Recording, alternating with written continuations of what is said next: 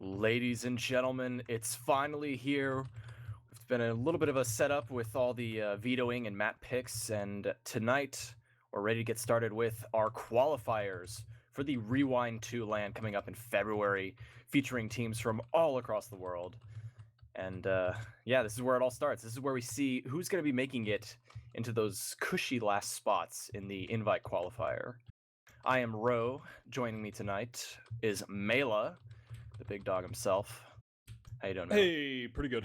What's going on, man? Yeah, this is gonna be pretty interesting to see, because I guess it's sort of a different setup if you compare it to last year's Rewind, where this time there's only two teams starting in the invited group, which are Froyo and Seven, and then the rest of the teams, which are all from North America, the rest of the top 8, they're going to be competing for the last 2 spots. So a lot of close competition. Yeah, a lot of these teams are coming out in, we already know, invite players like the teams Velocity, Ascent, Swift NA, and then a couple of players from the newly refurbished and revived IM division. So this one, no, Black Swan is invite, but let's talk about the teams right away. We've got Black Swan, which will feature Morska, Fruit, Ryan, Jinxed, Ether, and Cheris. They're going to be going up against, I believe the term is King's Crew, is that right? No, I'm an idiot. Big Chips. Do you have the roster for Big Chips? Well, I'll just run through it anyway. Boy, do so I here we know. go. We got Ghost AC, Max, who's going to be, I think that's Rugs in the server, Sideways Whoopi Goldberg, Brule, Kawa, and Sam with 2 A's, the cameraman. So that'll be our rosters. I don't see Sam, actually, so maybe he's not in the server. Maybe it's someone else. Who knows? But that's our lineup. Big Chips versus Black Swan. Yeah, a lot of sort of like a mix of the kind of lower end of invite with people who I think have been sort of in the low invite scene for maybe like a season or two, mixed with some upcoming players who were in open, but I guess in olden day terms you'd consider them high IM, like pretty much on the cusp of being an invite. So kind of a mix of players in those two categories. Except for Kawa, who was on top 4 team, placed in playoffs with Meat Market a couple seasons ago, I think. Yeah, a lot of these teams, I agree with you, would be the I guess you could call it the echelon of upper IM, teams that are always making it to playoffs. Sometimes they're doing it several seasons in a row, making it to the top of playoffs, and just can't seem to fit in the invite regime. But that doesn't matter here, because all that matters is really having the talent to knock out these players and make their way through this brutal bracket that, of course, features teams as tough as Velocity and Swift NA, who made a huge splash in the previous season. Yeah, for sure. The Swift NA roster is very different, but it still has a healthy mix of skilled players, so it's definitely going to be one of the top contenders in this mini tournament. I think, correct me if I'm wrong, but I think the Tostitos team, that's a LAN only team, right? That would make sense to me. That seems accurate. And another thing to point out, ladies and gentlemen, is if they get knocked out of the invite qualifier, that just means they're not guaranteed a spot in the, I believe it's going to be the Saturday. I don't know anything about the schedule, but if I'm correct in what I remember, there's going to be the open qualifiers on Friday of the LAN, and anyone who doesn't make it through the invite qualifiers today will have to compete in the open playoffs on that Friday. And the top 4 teams from that open playoffs will meet the top 4 teams of the invite group. Of course, Froyo and Seven already waiting there, and then the winning team of the upper bracket tonight will be joining Froyo and Seven in that invite group, and then the winner of the lower bracket, the remaining teams from today, they'll be going at it tomorrow, and then the winner from that will also be in that invite group bracket. So, any predictions here? I'm kind of, honestly, a lot of names in here I'm not super familiar with, so you might know better than me. Yeah, no, I feel the same way every time I see. Generally, I recognize names like Fruit and Jinxed, and Midas. He's not in there, but Midas is a person in that crew. And I know those people have been playing together. I can't even tell you how long. More than I can count on one hand. That's how many seasons. So generally, I'm going to go with the team that has the actual standing, and that's Black Swan. They played an invite. Although it was in the lower end of invite, it's still, they have that invite prowess, and so that gives me a little biased.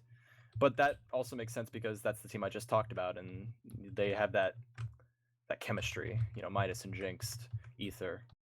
Yeah, they actually, I don't think they did too bad in invite either. I mean, they had kind of a poor record if you look at strictly the numbers, but if you break down the individual games, I actually think that they were pretty good, all things considered, them being relatively new and everything. But the game is finally going to start, so we're heading off to the first mid.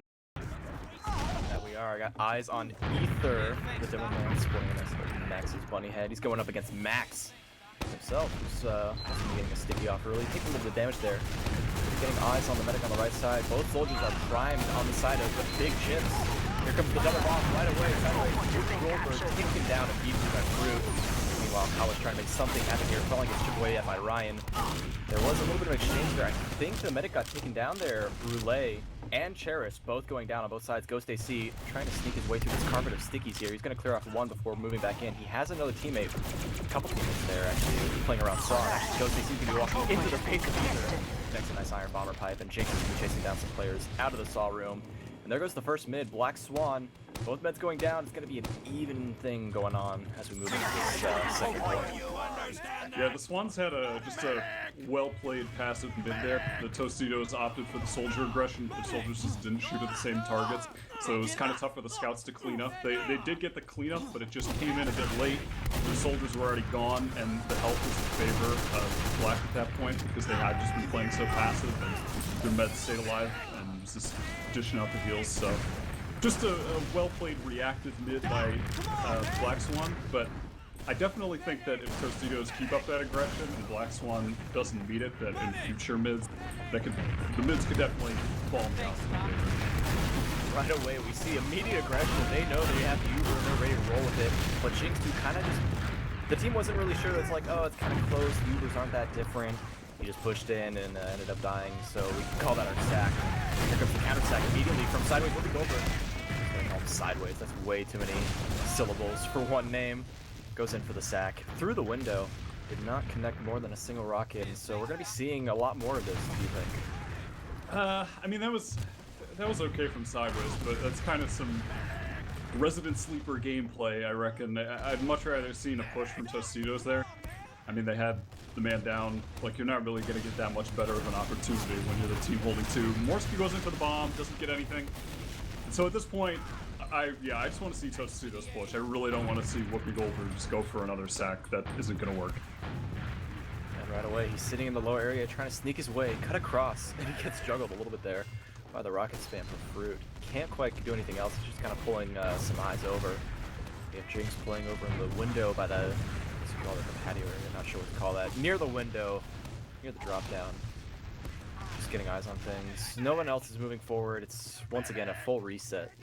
And we'll see if maybe something can come of it. We actually are seeing a little bit of a back spawn play. Someone went back after the sack to open the door, and we do see Ryan on that sniper. Yeah, pretty standard play here from Black. And honestly, I mean, I'm all for it because Tostitos aren't showing any sign of aggression, so they're going to need to get that pick. Fruit goes down. This is a great time for Tostitos push there. They just move immediately out of saw.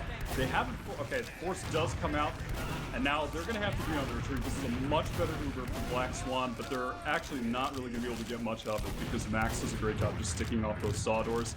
And it's not necessarily a bad thing, though, for Black to back up despite their good Uber, just because of the fact that they do have Ryan on Sniper, and now they can just play with the pick. Yeah, that's right, and they are working their way in through the grass. Scouts will be getting a little bit aggressive here. Rugs getting right in the face of all these players. No fear, taking no damage either. Both soldiers are bombing in and going to be able to pick up, collect Fruit, take him down, and now it's looking like another push getting ready. Sideways will be Goldberg clearing the way. Moving his way over to the kitchen here. It's going to open the door for Rugs. Peeking in through the window, couldn't quite get through. He's got eyes on Saw. Got a little bit of Max doing some cheeky sticky plays, but nothing else doing. And and I'm not a fan of it, especially because there's a sniper. There's a lot of opportunity to get a lot more players in, I think. Yeah, you're not going to get a better opportunity than that. Tostitos had a great play. Lower Rugs went in, and it kind of looked like he might have been feeding, but their team followed up on it perfectly. And he just baited in the aggression from Fruit, and Fruit got caught in the door when the double soldier bomb came in. But at this point, Kawa goes down, and wow, the Uber's actually popping Saw. That's really bad, except Cheris actually drops. That's incredible from Gosak. He's just cleaning up all the frags now of that Uber. That was so crucial from Gosak, because that should have been an awful Uber for Tostitos. And now they're going to continue playing this slow, which in this moment would be good, because they do have to clear all those corners and just make sure that their med won't go down, because they'll have a huge advantage moving forward. You have Morska there in the kitchen hiding with a scout. Right now it's kind of just Rugs in alone. They're taking their time. Whoopi is going to get that upper control on the point. Scouted behind, just goes down. Morska's still hiding now. Yeah, Morska go. I had eyes on him. There he is. He's backed off. He's not going to be committing any more than that. They've lost their one. They got the trade.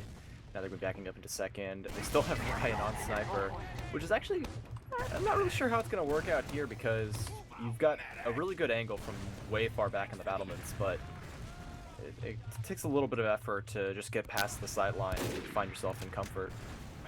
Yeah, it's not bad when they're going to be pushing in with Uber, though if he was on Scout, they actually could have fought that mid 5v5, but because he was on Sniper, they couldn't really fight it. And that was before Brule had Uber, so it'll have to work out here. They're actually going for this lower push with Gosak. Gosak is just leading his Ubers in all on his own on the Scout, but they're really not going to get anything. Black just gets out in the lobby. Whoopi's aggro on him. Slow, but he does go down. They trade one for one, and now Cheris gets caught by Gosak again. Gosak is really doing work on this pocket scout. I mean, he's just getting in and getting the med. He's still staying alive and last. And I mean, at this point, this has to be a run for Tostitos. I mean, this is completely set up for them to take it. Absolutely, we're gonna see what they can do here. Immediately melts Jinx with that a little extra rocket damage. They're gonna get onto the point here, keeping eyes on players, and that's just a, you know, when there's only 3 players up, you just gotta start slowly walking towards the point, and it's yours. It's a very good showing from the team, Big Chips.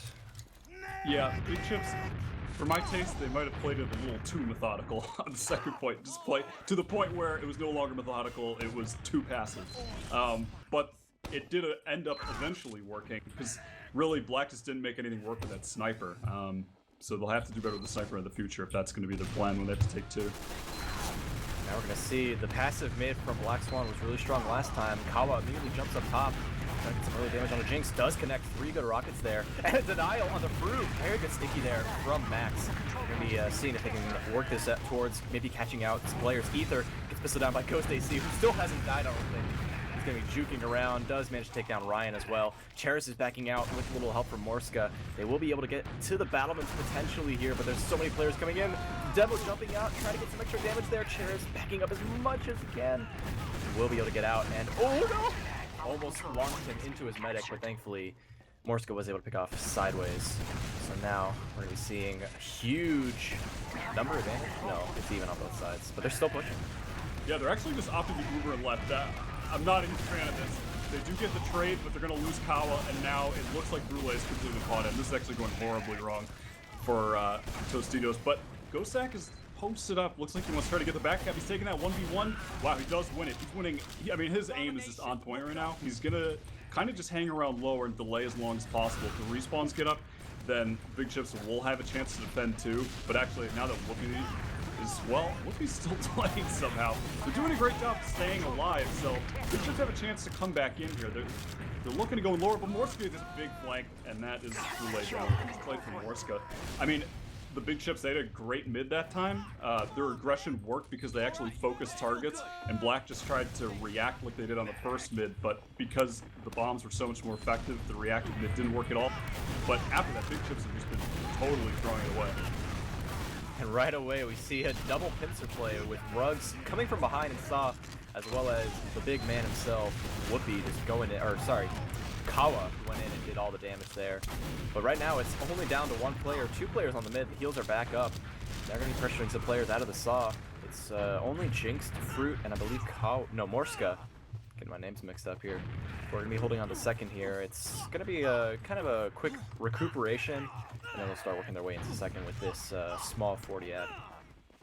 Yeah, somehow Cheris wasn't building for a fairly significant amount of time. So Brule actually has a fairly large ad at 30%, but it's going to be hard to recognize that because you should assume that Cheris was able to build. So I can't imagine they're going to actually be able to do anything off that. I wouldn't be surprised if they just send in like Whoopi to sack. That seems to be what their plan is in most of these stalemate situations.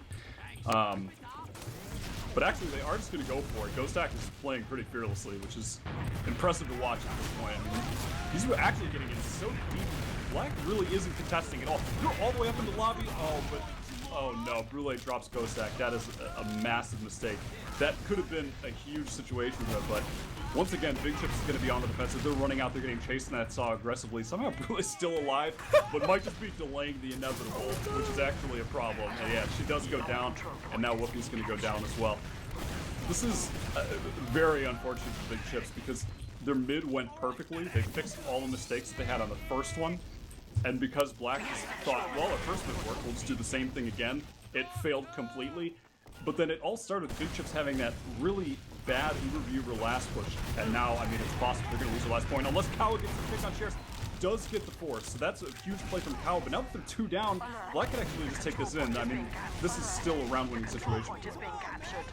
Potentially here, and we do see Fruits trying to scope things out in the lobby. He's just getting set up by the drop down. They're trying to get Ryan in. He does manage to get picked off here. Good stickies, good presence by Max over there at the choke. And now we're going to see that's going to slow things down for them entirely. And even Max might be able to catch some players out. It's going to be follow-up aggression from Kawa, who's inside the lobby, but he's getting mulched by all this pipe spam. Ether finally gets taken down somehow miraculously by Rugs. And now we see Big Chips are working their way in. It's looking bad for Black Swan, but Jinx is trying to sneak in from underneath. Getting on top of Whoopi does not manage to get better at that. Now, the rest of Black Swan, no better than the contest anymore. They've lost too much, and now it's time to prep for the stalemate. Yeah, Black Swan just weren't decisive enough whether they were getting out or staying in lobby, and it ended up costing them picks. And on their demo, that's just way too crucial. So now, both teams are going to have Uber. This should be a trade on middle. Both teams down a soldier as well, and yeah, the pops do go off. And it's looking bad for Big Chips. Ghostak is so aggro, though. He's actually just pushing him out alone. Even though Black should have been able to stay in mid, they were so scared of Ghostak, they just all ran out. And now it's basically the re-push in, which is just terrible positioning, which Max is taking full advantage of. Hitting the pipes, down goes the med, and at this point, they could just play the heals. They should be able to clean up these frags. Soldier aggression coming in, scout aggression coming in from Black, but really, Brule should be able to live here. They just need to play as a blob and get these picks. Huge rocket from Whoopi. Whoopi just has such clean rockets. He just takes them all out. Brule does go down. Max with a nice cleanup as well. I mean, that honestly, Brule should be able to live. I think they just took way too long to kill those scouts. But that's not a terrible result. They are going to get 2. And at this point, the Uber ad won't be that significant for Black, so they can't just build it up. Except Morska's actually getting aggressive alone. If he gets this pick, yep, that was a great play for Morska there. Just recognizing that he did that pick, because that allowed Black to just come in and get the point for free. Yeah, there was a sticky trap on point. Almost caught 2 players there, but thankfully they somehow managed to avoid the internal workings of Max's blind debt. And so now we're going to be seeing with Cheris at a small ad and Jinx getting some good damage on the Rugs. I'm going to try to work their way in, but Jinx gets cleaned up by some fadeaway rollers all the way down and lower, and so that's going to be stopping things entirely. And I'm not really sure what's going to be moving on from here, because although they have an Uber advantage, they may or may not know it, they don't have the numbers to work with, so it's probably just going to be that full reset. Yeah, Max is doing a good job right now locking things down. I think so far probably doing a bit of a better job than his opposing Demo Man, which has had a significant effect on these fights. Whoopi is in, going for that sack again, but not really going to be able to get anything. Max dishing out huge damage, though. I mean, Big Chips could kind of pressure right now, see if they could maybe get some kind of force. Kawa is a huge rocket on for tons of damage. Max picks off another, and now Ethan is getting aggressive right back into that saw room. The stickies does pick off Kawa. Brule's super low. If they get aggressive right now, she's definitely going to have to pop this Uber. Black is going to take control of Saw. Looks like they're pushing through. Max is just doing his best to hold him off with that array of stickies on the ground, but no pop coming out from either team so far. There's Brule, still kind of low on HP, had to pop that. Cheris pops off in return. Ether's caught in Saw, though. He goes down. That is so huge from Ether hitting that pipe. If he went down there, this could have been a much different fight, but now Whoopi's just going in, trying to get on the medic, but Bomb just not in the right location, doesn't get the big damage rockets. And Max managed to connect 2 direct stickies onto Cheris. Couldn't quite get the frag though. Whoa, Kawa. That was an insane fadeaway rocket as he was falling below Kitchen. Does manage to get that frag before getting taken down himself. So now, with a huge number advantage from Black, they need to start working their way in. Maybe catch out Ruggs, who's just a little bit too far forward here. James is going to get into the face of him at the bridge. A little bit of aggression from Fruit here. He's getting juggled very wildly. Ubi is actually going to get taken down here by Ryan. Potentially, no, he still lives and connects some rocket. And cleanup comes out from Big Chips. They are not giving this up, and they have everything in their power to stop Ether potentially here. Yeah, Cheris goes down sideways, getting in there, getting that pick.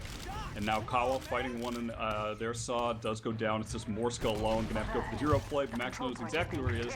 Max is really starting to show off this round. He's getting a ton of frags, and significant frags as well. He's doing a great job of just locking down the chokes. And that is going to be a full ad for Boulay, so this should be a last push for Big Chips. And right now, Black Swan really just needs to get the off classes, Engineer, Heavy, Pyro, Sniper, etc. So moving forward, we're seeing now that Engineer is getting started. He's got traps underneath. He might potentially catch out some players who are often go through. There it is, the first one on the Ghost Stack. It's definitely a valuable pick, given his scoreline so far. But right now, Max is sitting at an 8-kill streak himself. So, there's a lot of strength coming out from Big Chips here. They're going to be starting their way in through the shutter here, right away popping it in onto discount Ghost Stack, which is Ruggs.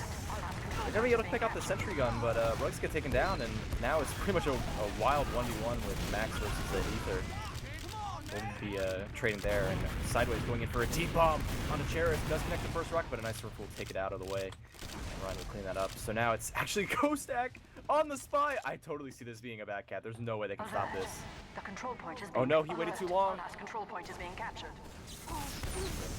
Yeah, that's, I mean, that was kind of a smart play from Ghost Stack, but it was a really poor play from Big Chips to push without him. Because it was already enough time for the Engineer to get a sentry to level 2, and a level 2 is basically the same as a level 3. So they could have just waited for Ghost Stack to come back. They only had 28%. Just didn't really make much sense for Big Chips to push 5 to 6. They should have waited for Ghost Stack. Church gets forced on mid. Sideways doing a good job of just getting onto that medic consistently.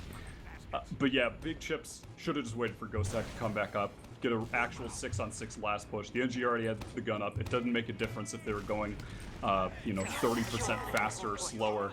So at this point, that cost them, and now they are going to be holding their 2. They do have a significant Uber ad there, 50, so they should be able to push mid.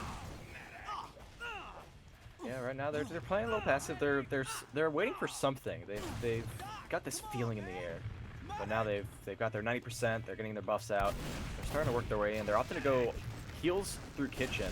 They're going to walk into the face of Morska, and Ether is going to get the drop with the stickies and then absolutely collapse the entire team inside of Kitchen. Very, very strong.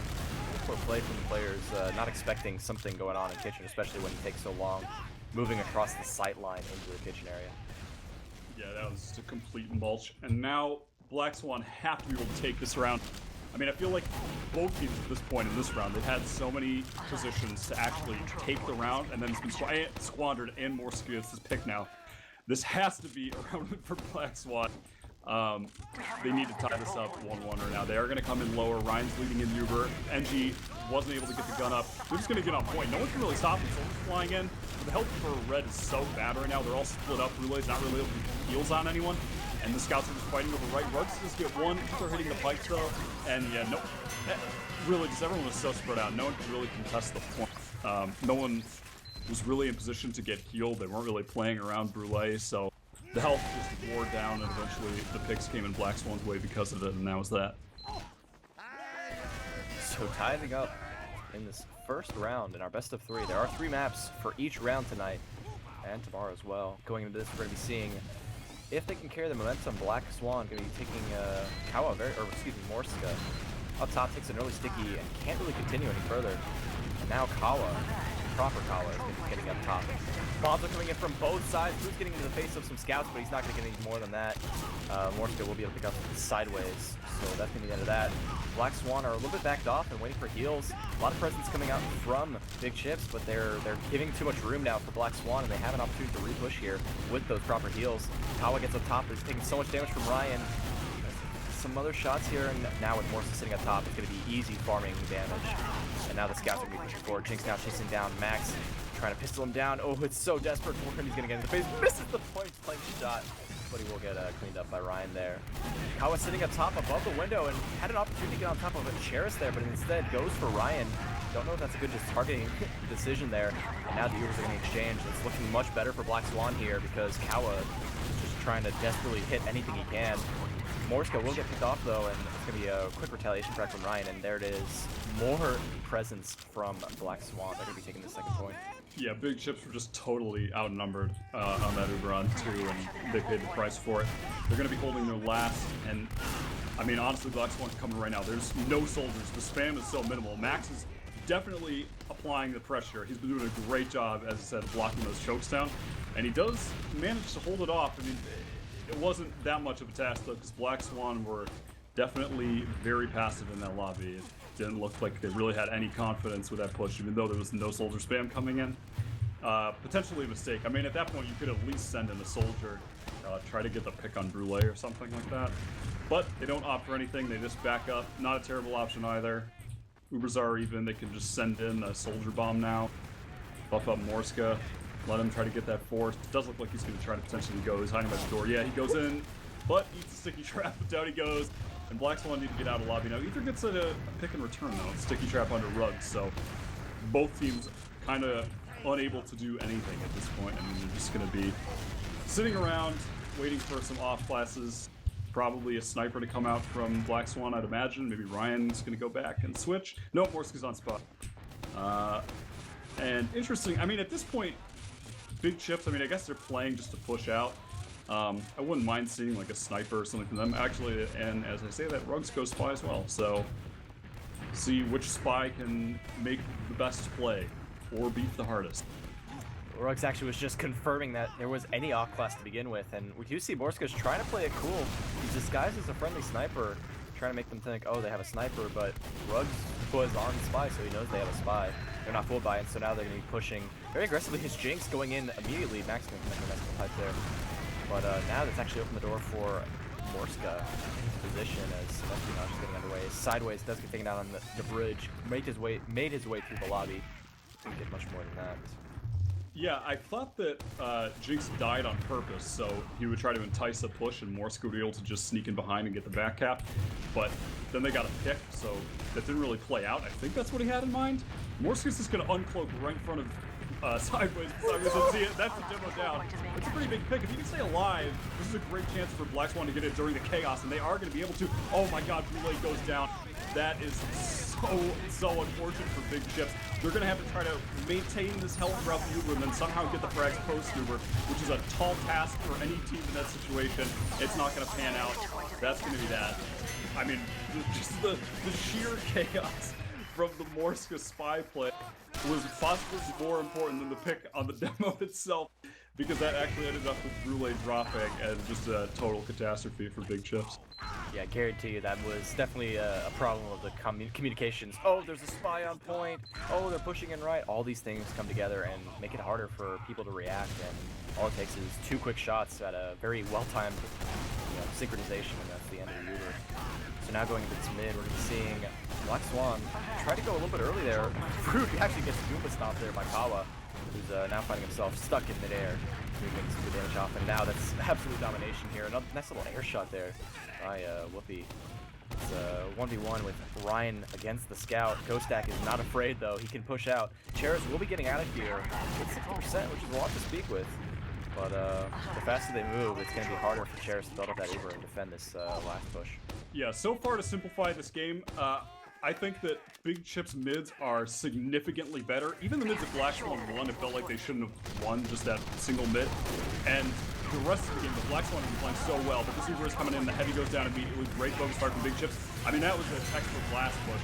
I mean, that was pretty much perfect. They just focused down the heavy, got point control, and that was that. But yeah, I was gonna say, Big Chips on mids have been so good. Cow is just getting, like, Cow did 300 damage off her bomb immediately, and then the scouts just cleaned up everything. They just had complete map control. Black Swan are just not confident on this mid. So far, they've only had 1 soldier bomb once. like both soldiers need to be getting aggressive at the same time, or they need to all be playing passive. But the mid's just been wishy-washy and not going well. And now Morska is trying to go in through the lobby, or the kitchen, excuse me, to take down sideways, and that's going to be stopping a lot of aggression, a lot of power here. And Kawa's going to go down almost immediately. Nice little type there. Ryan will exchange with him too. Black Swan do come out on top, and I missed it. Cherish got taken down there. I believe the killing blow was from Max, the demo man. So that works out pretty well for them. They're going to have Brule all the way back at last, building up the Uber. Either setting up some cheeky traps in some unconventional spaces, but very shoddy setup there. I can see the stickies all the way from the point even. Yeah, that pretty significant that Brule lived. They're gonna be able to push them in now, big chips. Black Swan did a way better job on that bit. I mean, they just had complete point control, which was something they haven't done yet, and it worked. Both soldiers playing passive, neither of them bombing in and dying. It was just perfect. They played as a team and it worked. But now big chips are coming into mid. They still have that 40% ad. No one of Black Swan's really in a position to get this force either. Jinx is going to go for the back cap. If he can delay long enough, Cheris might be able to get the Uber and they could maybe repush, but that's not going to happen. Jinx is just sitting behind. And actually, so is the soldier. This doesn't really make any sense at all. I don't really like this play. I mean, even if they get the force, yeah, they're about to lose 2. And now they just need to get this force, and if they play it properly, they should be able to kite this pretty easily and get the second point. Absolutely. They've given so much room. Black Swan making the mistake of trying to get as much room for Cherish as possible, but now their players all over the place, and now they're just spending most of their Uber just to get to the front lines. And here we see big chips are all the way back to their mid. Very comfy, very cozy. The big spam from Max is going to slow things down from lower, and they still don't even have the respawns, who are just now getting up. It's a bit unfortunate for them there. I'm not sure how they could have played that better. Oh man, big chips is actually coming in. If they get too greedy here, they'll definitely pay the price. Because sideways is live right now. Their flank is exposed, and Fruit is right in, takes out Brule. And now they could just play comfy and cozy around their medic. They only have to worry about one soldier bomb. Scout is in behind, doing damage to Cheris on point, and the soldier comes in as well. And Neshikawa does get the pick onto Cheris, is huge. And now Black, they're going to just play the point, lose the rest of the prize. They should be able to get mid off this. That really wasn't an optimal point to push from big chips. They pushed it 5v6, and that is not good. I think it doesn't take an expert to point that out. That was just not a good idea to push in at that moment. They were completely exposed, and the flanks just came in, took out their med immediately, and then all they could do was sacrifice their entire team for the enemy medic. And that, in turn, they knew they were giving up the fight when they did that as well. So now we're seeing the chip, the big Uber ad. Not sure if it's going to be a lot to push off on. It's diminishing with every moment. About 25-30% as far as I can tell. Now, we're seeing maybe a little bit of aggression here from Black Swan. Not really giving too much. Just seeing what they see, Yeah. Seeing what comes out. And also important to keep in mind right now, there's only 2 minutes and 40 seconds left. Big chips, they want to go for that push. They're going to try to go through kitchen again. Oh, thankfully they don't, because that worked out poorly from last time. They're going to take the Uber across point. They're not really able to get on anything, though. Cheris kind of caught lower. Scout aggression coming in. Budosak isn't able to get the pick off. Max takes out more skill with the pipes. And now at this point, though, Black can come right back in with Uber. This could be a huge Uber for them. They could catch out a ton of big chips players. And then Jinx does get one, but Fruit trades as well, so that really didn't work out for Black Swan, and now big chips can come right back in. It's a 5v4 fight, and that's what they're going to do from lower. But sideways Whoopi goes down behind. Pretty bad timing. The rest of the team wasn't completely in at that point. And now Max, alone on point, goes down. All of a sudden, it's looking good for Black Swan. Big chips had a good opportunity there, but not coming through. Jinx getting aggro. Jinx goes down. Okay, I guess he doesn't. No one saw him somehow, so both scouts are just going to go down. Black Swan could clutch this out in the last second. Oh, but no, they got away in lobby. And Ryan to be able to clean up off Morska's insane damage and juggling. That was the biggest throw I've ever seen, honestly. Right there was they kept their 2 scouts in. There goes the round. They sent their 2 scouts in, you know, to slow things down so that Brule could get out. But the soldier was too fast, and right there at the battlements, able to cut off the escape route from Brule. And there was maybe potential to build up the Uber. Yeah, I think the problem was not that they necessarily wanted to slow them down so Brule could get out. I think that what you saw there was the difference between Black being a real team and this team kind of being a pug team for the land. And I think that was just unclear comms whether they wanted to fight or not. Some of the team wanted to fight, some of the team wasn't really sure. It just didn't end up working out. But at this point, there is enough time. This could get tied up 3-3. Big Chips need to win this round fast, though. Soldier aggression coming in from only one on Black again, and it's not going to work. They are all getting picked off. The control point is For the love of God, sending both soldiers, Ascent in 0. That is just not working at all. And now Big Chips are in a position where they could actually tie it up 3-3 and send this to golden caps. But they are going to need to win this last push. And because both medics went down, Black's going to have an opportunity to set up with an engineer, heavy pyro, whatever they want. They are getting that gun up now. I would have liked to see Brule go crits, but Brule isn't even building right now. They need to get this Uber. And Brule is on crits, but they're not building. That hurts my soul. Yeah, no, this is going to be one of those non-Uber situations. There was barely enough time to build a crit screen, and now they're just going to have to heal up. There's only 10 seconds left. They know what's up. They're getting players in right away. Very good opening from Ghostak. He's getting in deep. Relay ties almost immediately through, but with the heavy with Powerslav on point and the gun up, that's going to be the end of it. Ryan the shotgun engineer able to clean things off, and Black hold on to their victory since there's only 90 seconds left to go, and so that will be the first map. Going to Black Swan, who was my prediction, and like you said, they're the invite team. They have what is necessary to be a more solidified team. Yeah, you could definitely see the points in that game where them having that history together is what made the difference. Just miscommunication in a lot of the transitions from Big Chips. Like Big Chips definitely have skilled players. Ghostak was playing really well. Kyle was destroying on every mid. Max was playing really well. They just needed to play more as a team. I mean, I think individually, you might be able to say that they had more standout players, but just as a team, the cohesion factor was not there. I mean, their mids were really good, but honestly, their mids being good, I think that was maybe even more on Black Swan for them, and not to take away how much they were doing on mids, like not to take away from how much Ghostak and Cow were doing on the mids specifically, but Black Swan just were playing the mids really badly, and it really gave Big Chips an opportunity to take that game. But yeah, it was just in the rest of the game, solid play from Black Swan kept them alive in the transitions. Do we have stats? Yes, we do. I could link you the logs here because could be a little tricky getting this all set up, but I can tell you right away, looking at the damage numbers, Max and Kawa really went huge. I mean, Kawa had so many deaths, but that's the mark of a good roamer. If you're not dying, you're not trying. And they managed to put out some pretty good damage for their team, but then when you look at the rest of their team, very low end of the stats, barely doing any damage. There's the link there. Sorry. Oh, thank you. Click things. Yeah. Let me pull this up real quick. Yeah, definitely. I mean, yeah, as you said, Max had a great game. Kyle doing a ton of damage. It looked like Ghostak was doing really well early on, but he kind of faded out during the end. Just mostly in the clutch situations where he needed to have a good Uber. He just wasn't really able to get the pickoffs, and sometimes it wasn't his fault. There was definitely a lack of cohesion at some points between him and Brule as far as him getting dropped or him getting the flash on him too late where he took too much damage and couldn't really do anything. And I gotta say, one of the standout things too from the stats is I feel like just watching the game, you didn't notice Ryan getting that many kills, but he actually got a ton. He went 28-9, which was by far the best KD in the game. So props to him for that, getting the crucial but less flashy kills throughout the game. Yeah, and other important stats do you see here? Because when I look at the kills, I mean, Ryan and Ether were on top, followed closely by Max and Ghost. I mean, it was pretty even on the frag side, but when you look at the total frag numbers, huge difference, about 20 frags difference. Where do you think that makes the most impact?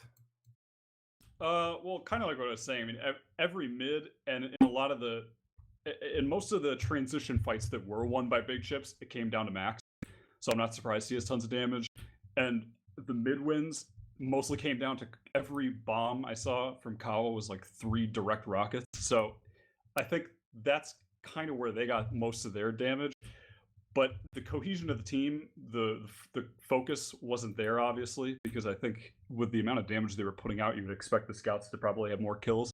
And and it's definitely not because of lack of scout DM on the part of Ghostak or Rugs. They both have good aim, so I think it really just comes down to the cohesion factor. And I mean, that might come into play where maybe after playing a couple games together later on in this tournament, maybe even this next map, they'll be able to iron some things out, because I can't imagine they've really been scrimming together. Maybe they have been, but maybe throughout this tournament, you might see them do better because their individual players are obviously really strong. It really just is the cohesion.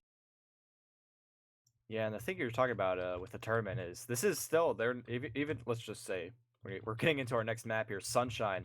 But even if Big Chips can't manage to pull a win here, they still have the entire lower bracket to work with. You know, they have plenty of. I'm not sure how much time they have as soon as they lose, assuming they lose. How much time they have available to them, whatever team loses. But they can look at the match itself and kind of figure out what's going on, how can they change things up, and then later on in this tournament tonight, maybe they can fix things up and then pull a comeback in the lower bracket, because that's also what matters. Yeah, so this next map coming up is going to be Sunshine, which is historically, and for a good reason, not a great map for soldiers. So this could, in theory, if you're going to base it off of what was happening last game, I think it would probably be easy to say that this should be a win for Black Swan again, because Kawa should be far less effective on these mids. Soldiers on Sunshine mids are just not that great. It's just really hard to bomb anywhere, because you are really anywhere on the map. You just get spotted wherever you are jumping. So this is not a soldier-friendly map by any stretch of the imagination. And Ryan just getting every cleanup frag in the world, just keeping the med alive, that sort of thing. And I just feel like that's probably going to be the major factor on this map. It might be a bigger score differential from the last one. That would be my prediction. But on the flip side, if the cohesion steps up between Brule and Ghostak, and Ghostak can kind of do a more consistent version of the flashes of greatness we saw at the beginning of the last game, it's definitely possible that they could bring it back. But I do think that would be relying on a huge performance from him. And if he doesn't bring that kind of performance, maybe Rugg stepping up on the flank scout. But it's definitely going to come down to their two scouts to bring the win for Big Chips, I'd say. I feel like no matter how much you do sometimes as a soldier on this map, it's just you can never have that same impact as a scout. I mean, that's true on like every map, and Scout Fortress too, but it's even more true on Sunshine. Yeah, absolutely. There's so many fun little platforms. It's sort of like the viaduct of CPs. There's just so much to work with. You've got the Tetris, you've got every single awning practically to work with. A little battlements thing right in front of the alleyway. Almost everything like caters to a very passive scouts, freedom to play, passive, shoot the bombers, keep eyes on things. It's really tough to get aggressive, I think, in a lot of different aspects. Do you think potentially we didn't see really much of an impact from Ryan, but do you think Sniper might come into play here from either team? Maybe make a huge turnaround. Yeah, Ryan did a lot on Scout, but yeah, when he went Sniper a couple times, it was one of the times was ill-timed. It was just a bad decision to go Sniper. And the other time, I feel like he never really actually had a chance to kind of post up and get a lot of shots off. So maybe if he has a bit more time to play with, he'll be able to get some picks. But yeah, when he was Sniper in the last game, it was inopportune times, and he also wasn't able to hit the shots during those inopportune moments he was on Sniper. But Sunshine is a pretty good Sniper map overall. It is a lot of long sight lines. I mean, it's pushing into pretty much any point. So it is definitely possible, but we haven't really seen much off-classing overall. I'm not really sure, honestly, which player. I don't think there's many off-classers on either teams that I can think of off the top of my head as known off-classers. Yeah, no, everything was pretty standard from what we could see in this first game. So yeah, really, everything we've boiled it down to is just the cohesion, the combo. Let's see if they can bring it up as we are now getting ready. Players are getting into their rollout positions. We're going to be seeing who gets there first. Max is going to be opting to go from lower. We'll see if he takes the choke or the switch choke. He does manage to hit it. We'll get the ramp slide as well. Morska coming in through Cafe as well, so we'll be seeing that as soon as Max decides who he can hit. One moves after the rest of the team. Fruit and Morska taking good control of their side already. Fruit's going to be jumping in, getting some good damage onto Max, and manages to snake around through the alleyway while Ryan and Jinx have managed to push forward. Some some good aggression here. Late bomb coming in from Morska. Not going to be doing much damage there. Ghostak is getting very scared here, very low on health. Ether, who managed to jump around, did connect a nice little pipe there. But will get taken down at the end of it all. It is just poor little Rugs. Really is sideways. He's still alive, and on the midpoint, he's getting good damage. Does manage to juggle up, and that might be enough for Rugs, who's getting right into the fray. It gets in the face of Ryan, who I think got 3 kills that hit. Yeah, that was a great move from Ryan, just kind of doing what he did on last map, and then also that was just that was an awesome jump from Ether, just a fearless play to take off Medic. And off that, they're going to have a full ad to push last, and kind of what I was alluding to happened, that the Soldier is just ineffective. The Soldier aggression from Big Chips that was the factor on the mids in the last map did not come into play on that first mid at least, and the Scouts just able to clean everything up on Black Swan, so now they have full ad to pushing in. The gun is up, so they're going to have to get that level 2, and also the Pyro as well. Rogue's on Pyro, he's going to switch back and spawn, and that Uber pretty much did nothing. Max gets 3 with the sticky trap. That is a huge trap. 4 now. Maybe the 5K? Nope. Rugs cleans it up. Max is just playing so well on both these maps, just locking down the chokes, and that's, you know, it's simple to say that that's the Demo Man's job, but, you know, to do it and to do it well, 2 different things, Max is doing an excellent job, so. Yeah, no, I briefly caught a glimpse of him setting up that trap. He put it on, like, the furthest edge of the fence line so that it was really out of sight and managed to catch, you know, literally hit Thunder. Or, excuse me, hit lightning as soon as the players were all out of their Uber, sitting right there next to that big cluster. But despite their best efforts, Brule somehow has less Uber than Cheris? Yeah, Brule did go down and came up around sort of the same time, and Big Chips, historically, at least based on the first map, not building effectively. They are building now, they're catching up, so it is going to be even. I'm assuming Black Swan are just going to throw a Soldier in there. Actually, it looks like they want to go for a full-on push. Morska's getting so aggro, and now they're coming from Cafe as well. So if they keep the positioning, they could definitely win this fight. Notice they're going to, because Big Chips just completely back out lobby. They are going to repush with the Zuber, though. Cow is trying to take it in for the point. Stickies go off in Ether. And now, yeah, Uber's the pop-up. Morska gets a pick on the Ghostak. And really, this is kind of just a chaos situation for Big Chips. They're going to have to clean up players all over the map. And now Black Swan are kind of aggregating towards the point, and they're getting the pickoffs. Sorry. And that is, yeah, that's going to be all the pickoffs. Except Cheris does go down, so kind of a weird situation. Kyle's going to have to do a whole lot of work as a solo player with a gun on their team right now. But Black Swan doesn't actually try to go for the med. They might have been able to there. They were low on HP, and now at this point, it's looking like, well, Big Chips kind of want to push out, but they're just getting their respawns now. Brule really kind of disconnected from most of the team. Finally going to be linking up with some players. Working their way towards the patio, and Brule is just really not sure where to go. They're just moving in and out, away with the team, and now they're still wanting to recommit to this. They know they have the Uber, but they don't have the numbers. That could hurt them here, because this is definitely a potential for, you know, someone sneaking through. The upper battlements, but no player sneaking through. It's actually going to be Kawa, disconnected for just a moment, gets taken down by Fruit, and now Morska has also worked himself behind some good damage onto the Scout. In the lobby, he's going to back out, and that's going to be a complete wraparound that completely threw Big Chips for a loop there. Yeah, currently there's players dying too often during these Big Chips Ubers, and because of that, the Uber failed. Now Black Swan is in with their own leading charge. That's Ryan on the Scout.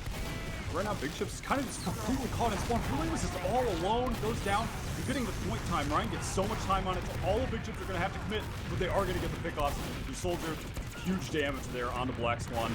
Soldier's really coming in the clutch. Jinx is in a 1v3. If he wins this, well, he doesn't. But if he did, that would have been pretty incredible. Whoopi does trade out the frag, and they should maybe have an opportunity to cap 2 here, but Black Swan are getting in immediately. Morska is wasting no time applying pressure onto the chokes of last, and that's going to push out the demo. Ghostak kind of going for the peak, but yeah, they're really not going to have an opportunity to get there. Morska just did a good job of jumping in quickly, making sure no Big Chips players got the ground they were looking for. Yeah, I don't know what to say. They had it there. They had the potential there, but Ether could not quite get the damage off onto the point. So couldn't quite get all that, you know. It's wonderful. It's a wet dream for demos when you see all those players on the point. You just hit sticky after sticky after sticky, or connect a pipe or two, but despite that, we're going to be seeing now. Full reset. No off classes, so it looks like potentially Big Chips want to make something happen here. Jinx was getting aggressive there into the face of the players. Over by that shy little battlements. I don't know what to call it. Don't know what to call that little corner there. But we're seeing potentially Whoopi was aiming towards the dungeon area instead of me opting out through the sideways. It does wrap around through the battlements. Makes its way back. So they just kind of dipped their toe into the water to see what was going on, but nothing doing. Yeah, it's kind of a tough situation to push out a Sunshine last. It is similar in many ways to pushing out a Snakewater last, where you have to be careful about lower at all times. So they're just going to opt for the Ghost Axe Sniper. I think this is the first time we're really seeing a sniper from Big Chips on either map, so we'll see if he's able to get any headshots. If he's able to get a pick, though, he's going to have to switch fast to Scout if they actually want to make a push off of it, unless, of course, you know, he gets them. He's obviously looking for the medic or demo, ideally. Any other pick, it will still remain tough to push off of, but we'll see what he can do. Max actually got there pretty aggressive there, and Jinx somehow sneaks in. Two players second at the same time. Do manage to get the force there, though, onto Brûlé. Poor thing. And we're seeing a repush as soon as the numbers come out. What are they going to have to do here to mitigate this loss? I mean, they lost their Uber, but they had a 2-man advantage, and there it is, gone. Yeah, that was a great time to go for that play while they had the sniper, and because the thing is, too, they had a sniper, but they didn't have a heavy, they didn't have a gun. So you're just sacrificing one scout, and scouts are obviously the best at denying soldiers, so they only had one scout who was potentially able to deny anyone coming in. So that's definitely a misstep from Big Chips. Just no way around it. And because of that Black Swan, they're going to be able to push in right now. Gun goes down. If they get the pick on the Pyro, they don't again. Black Swan is just not getting entry picks when they're pushing in, but Whoopi does eventually go down. Kawa overcommitted on the point too early, solo on HP. We'll see if Ghostak and Rugs can make up for it, though. Brûlé goes down, Fruit coming in from the flank, Morska coming in from the flank. Oh, clean direct on a Ghostak. And now Black Swan, they're going to be able to just clean it up, playing with the heals. That was a great push from them. Great job from the soldiers, those Fruit and Morska. They pushed the flank at the opportune time. Everyone was focused on the combo, and Big Chips just overcommitted for the point as well. They were scared of them getting that cap. And because of that, yeah, just great play from Fruit, great play from Morska. They got the pickoffs, got their team the round, so they're going to be up 1-0. Moving into this Black Swan, riding the coattails of victory. You see Ether. He's over to the right side of the Tetris here. Let's have a pretty good positioning here. Sees all the players. They're waiting very patiently. Both sides kind of getting into their standard positions, you could say, right above their cafe. But Fruit's actually found himself all the way behind, and only one player has really called him out. It's been a full rotation. It's like a blender washing machine working its way around. And Fruit's going to be the first initiator. Good damage, and a follow-up is going to collapse on all these players. Morska's also inside of cafe doing big damage. Kawa, though, is sniping from up top, tries to come in down, gets pistoled away, and Whoopi, the only player alive, going to try and get some damage off here. Good damage, but Rugs is only going to be able to pick off Ryan. And that's going to be full wipe on the side of Big Chips, and Black Swan hold on to their medic, which is the most important note. Yep, just another great mid from Black Swan. I'm fully expecting the majority of the mids to go their way, just based on how they're playing. I mean, that time, Big Chips didn't go for the soldier aggression at all, which has been the key to winning, but soldier aggression, as I previously mentioned, not as effective on this map, so they tried to mix it up, which is a worthy effort. It didn't pay off for them, but they are going to be going for the off classes now. This is what I was surprised to see before, was Rugs on Pyro, not Kawa. So Kawa's a legendary Pyro in the game, so they are going to have the Pyro, they are going to have the NG to deny the Super, 50% on Brûlé, 100 on Cheris. Posted up in lobby, they're kind of taking their sweet time, just wanting to get the buffs. Can't blame them for that. They're going to be leading in now with Ether. Sticky's going out. They haven't spotted the gun, though, so the gun's going to go down maybe a little late, but it doesn't make that much of a difference. They had good positioning, but just no damage, no frags. There goes Rugs, Sideways Whoopi, and Maxo, and Kawa, the Pyro gameplay. Legendary Pyro, holding down mouse 1, and 3 frags with these, so that is a hold for Big Chips. And that is also a second point for them. Yeah, that was a performance that could probably challenge the famous Enigma, who I still remember as being the only great Pyro in all of ESEA. But I don't know, times have changed, and that was something. Meanwhile, we do see Jinx here, a little bit over zealous here in the alley. Gonna get taken down here by Ruggs, and that's gonna be an opening frag that's gonna set the pace for the rest of the push. They've got 3 players in deep, trying to cut off the escape route, but a lot of spam is gonna come in on the Brûlé. The Uber will be enough though to catch out Cherish. Potentially so much damage, can't surf away from that, but it's gonna be very tough for, I think, the rest of the players to stay alive here. Brûlé even was a little bit too committed, and the scouts are gonna clean house here, picking off all 3 players that are involved in that Uber. So now it's just Max and Ruggs to defend this midpoint.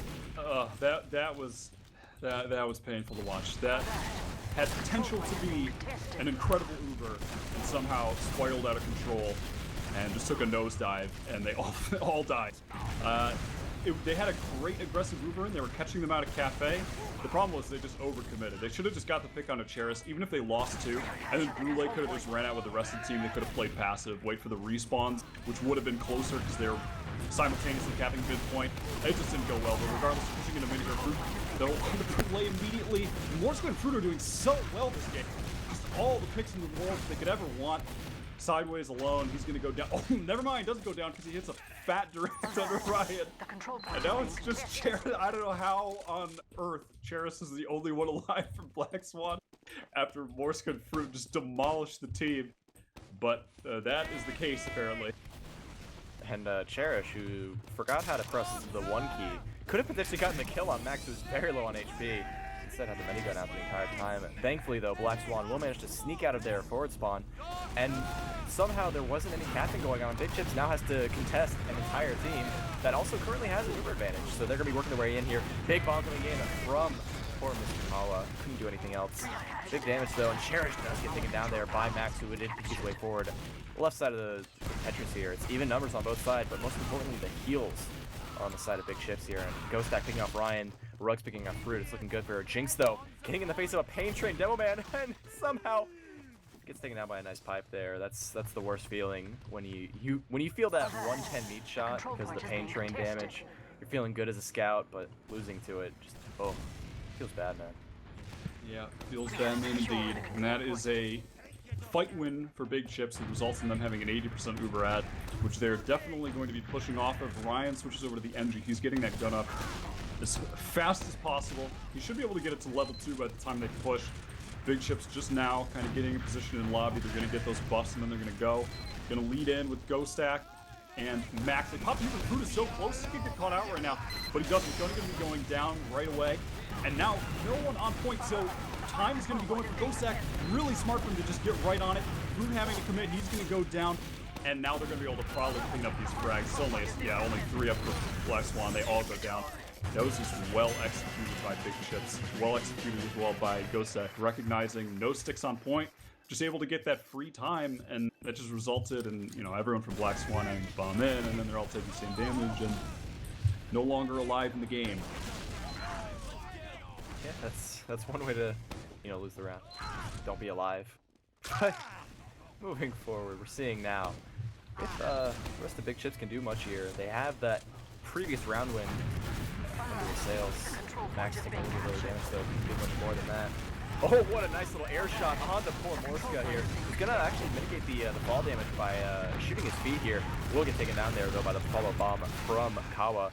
Both just down though on both sides, or excuse me, on the side of Big Chips, but they still control the mid here. Fruit and Ether are locked out in Cafe, and it's gonna be Ryan who's getting into the face of Brûlé. 3 shots is all it's gonna take, and that's gonna be wrapping around this lighthouse. Does get taken down there in the end, but Ether's ready to push forward with the heals. They are gonna get some aggression here, but they don't know where Ghost Stack is, and he is hiding behind the Tetris. He does sneak around, gets caught up by Ether, who flicks the pipe and takes him down. Not much more done there. Max might get caught out here potentially too. He's in Cafe, spamming his heart out, but he's just gonna try and cut him off here. Good sticky damage, but can't seal the deal. Yeah, that looked like it could have been a big win for Big Chips. Their soldiers were both launched into the skybox. It actually was working, but then Ryan, just such a huge play, and then he lived for so long too, and that allows Black Swan to pushing in right now. They have huge ad. So many people in from Big Chips. This is actually a potential danger zone for them if they lose all these players. They have somebody in behind. Whoopi goes down. Kao is so far behind that at this point she's kind of just irrelevant to the game. But it looks like Big Chips want to fight this Max, opening it up for his team as he's been doing on both maps. Jinx is on him. He's hitting his clean pipes though, and he's just keeping all the scout pressure off him by himself. And it looks like Big Chips, they might be able to get this cap, but, hold the point, but Black Swan has player advantage, so they should be able to push right back in here. And Brule only at 80%. Morska pressuring from the flank, just getting the spam rockets off. Black Swan opts to just back off. Not a terrible decision considering Brule was close to Uber and they were aware of it. But at this point, Big Chips, they do have the opportunity to maybe push mid. Their ad is small, so they're going to have to work quickly. And them going Cafe is actually going to waste just enough time. Really, anywhere they would have gone would have wasted enough time. Oh, and Morska drops down. Just one rocket is all it takes. The damage came in from the team on Brule, the spam, and Morska just getting the job done. That's going to be that for Big Chips in that fight. No, Kawa! Oh, he did it! He got the force. Oh, man, that was very poor. They got so excited. They're like, oh, we just melted their entire team. Let's just walk forward. But thankfully, Kawa was hiding around the corner.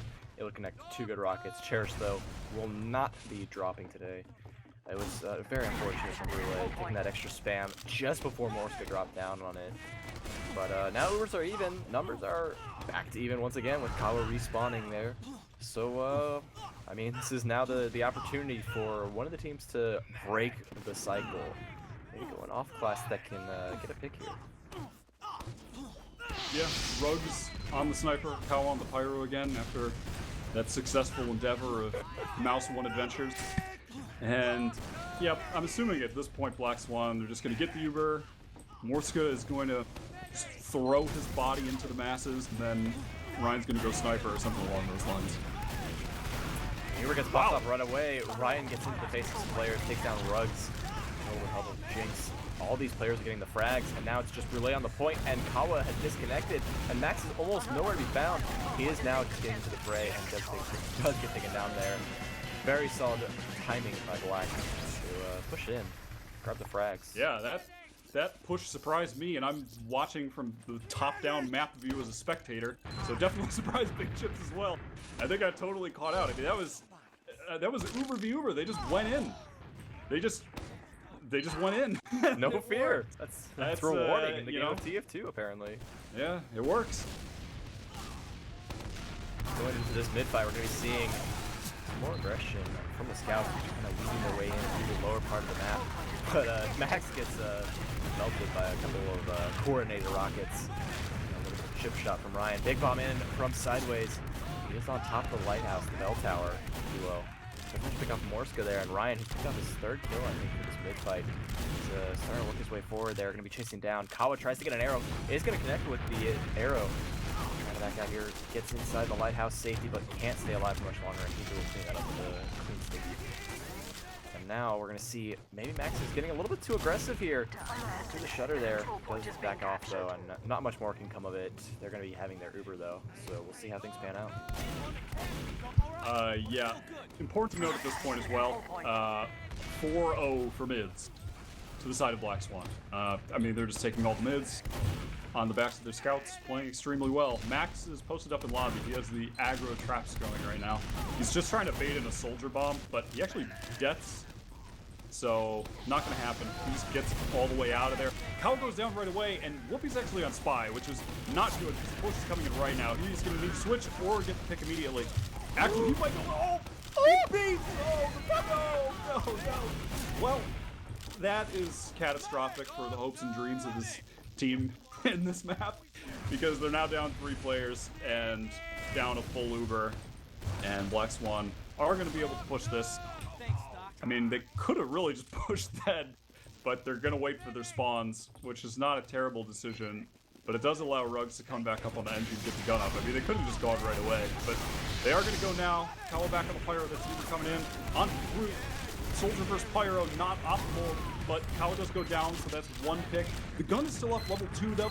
All of Big Chips playing around it. Morska tries to bomb in from lower. That is not going to go well at all. He's on 1 HP, just hoping and praying for an arrow right now. That's probably not going to happen. Ghostak gets the pick off onto him, and now the aggression comes from Black Swan, but it's just not going to work because that gun did not go down to the Uber.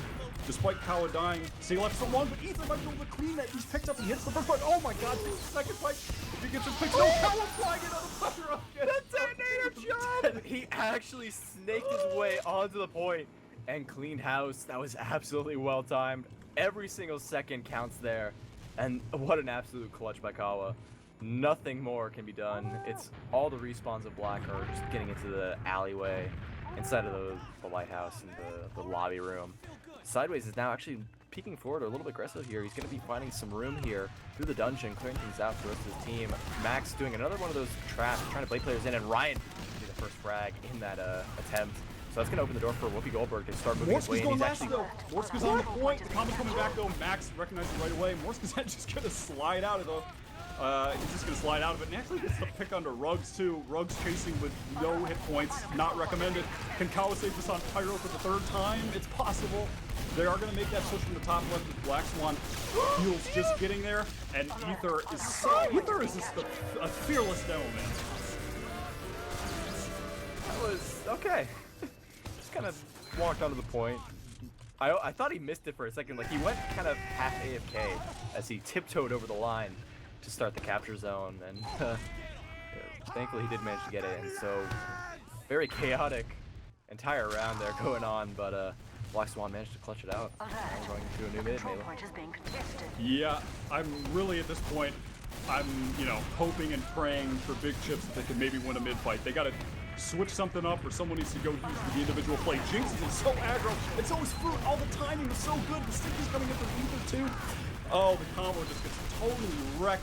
Cheris does go down. That's the one saving grace. Somehow, maybe Ghost Tech, and then no. I mean, we can wish for the 1v4, but certainly unlikely, and it doesn't happen. That was just so well played from Black Swan. All the damage came in at once. The bomb, the scout, sticky, the triple threat. Really good stuff on that mid. Black still on top though. And Morska did actually have potential to do something really kind of sneaky there. Relay was the only player alive trying to push up, but instead we're going to be seeing some exchanges going on. Kawa taking so much damage. I don't think he can survive any risk taking, so he's going to have to walk forward. He does the good damage. So much onto Cheris as well. Anyone else can move forward and clean up, but no, everyone else is dead. Relay's the first one in the front lines, and he's going to have to back out here. Ghost Stack now moving forward. He's going to take down Morska. So pushing his way forward. He only has to fear Ether, who does have 260 HP, and a bomb coming in from Max. He's peeking around the corner, and he's throwing some pipes over the choke point, and the cap is going to go off. Really good retaliation from the rest of the Big Chips, but Black Swan are still holding on to a 20 ad.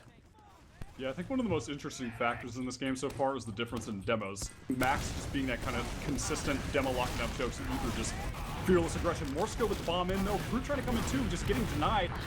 Both teams dropping one. Ryan getting those cleanup kills like he does. Uber pops out from Black Swan. Roulette not with 100%, so there's no Uber, which is very unfortunate as the team just crumbles around her. Ether getting tons of pipe kills. And now Max up alone. They have to pretty much get this Uber. It's the only way they can possibly hold this. Max is getting on point. Huge fight coming in, but him being alone, tough to ask that he wins a 1v6 there. Gave it a valiant effort, but yeah, the demos in this game have been certainly interesting to watch. And at this point, still no mids won for Big Chips, which has been the massive, the massive factor in this whole thing. We're gonna see, actually, I guarantee you, Big Chips is gonna be taking down this mid because they have exactly the composition they need. They've got Kawa on Detonator Pyro. He's gonna be getting in position here over on the left side. Does hit an early shot on the Cherish, who's taking a little bit of damage over time here. A little bit fearful, and now Kawa has taken control of the bell tower. Not much can be done though, but Roulette did get a little bit disconnected there. Max can also suicide himself, but Kawa is a big factor here. The Pyro shot, the Detonator does connect on Jinx, and it's going to be only poor Fruit. He's probably going to crater there. It does manage to blast the wall and explode high into the sky. And Kawa secures the win there. Yeah, I'm not sure if I want to be, involved in a reality where a singular mid one is due to a Pyro, but Ro, that is the reality we find ourselves in. Sideways is in behind. He just goes down. And now mid control, of course, in the hands of Big Chips. But yeah, Sideways is going down. Black Swan, they could make the push out here, but they're so far back on last, they're just going to allow him to spawn, which is honestly fine because there's only 5 minutes left in the game. Big Chips need a lot of rounds fast. Yeah, actually it can be done. All it takes is about 1:30 for a single round, but Roulette, once again, the timing is just so poor, walking right through with no cover, and that's going to allow a nice little two-shot there from Mr. Ryan. or excuse me, Jinx was the kill there. But Ryan's also making some work here. All on top of the Demo Man. He does pick off his 4th kill. And the back cap happens. This is actually possible now. There's 4 minutes left. All they need is 2 rounds. It is possible. Now the question is, Can they do it with the Pyro again? Work on mid twice? Because that is the only option at this point, evidently. So they're going to have to win 2 rounds in the next 4 minutes to bring it to a golden cap. So we'll see if they're able to do it. Kawa is staying on Pyro. And, you know, we'll see how Black Swan try to counter it this time. Yeah, if it ain't broke, don't fix it. And now, Morska taking early control of the bell tower here, but is going to get taken down by Max, and that's actually not what they needed. So with 1 less player, they're going to back out. They're sending everyone into the cafe, but they've already got sideways all the way forward. If they could have just jumped there, that would have been a huge dance. But now he's opting to go in. He's not going to be able to do anything because now the scouts are ready and waiting for him. And now the players are just going to be walking into the meat grinder. The pipe stem is coming over the top. Brule takes it direct. But the rest of the players are still committing to this fight. They don't want to give them too much more room there. Time is of the essence. And thankfully, though, they won't be losing the mid. Ubers are even. Numbers are relatively even, but with no Demo Man. They're going to have to make a play here, and they're opting to walk into Cafe. It's actually a great Uber because it's just going to be these 2 players alone. And if they're able to get in here, they can get the pick off on Cheris, but now they have to worry about all these players who are in behind. They're going to be trying to crunch them in the Cafe, but wow, just no fear from Big Chip. They're coming right back in. Tons of damage going out. I mean, this is certainly a winnable fight for them. Everyone on Blues is on fire. Their health is chipping away. Cheris is kind of caught in no man's land. Big Chips are coming in. Bomb coming through. Power denying it. Oh, it's a reflect on the fruit.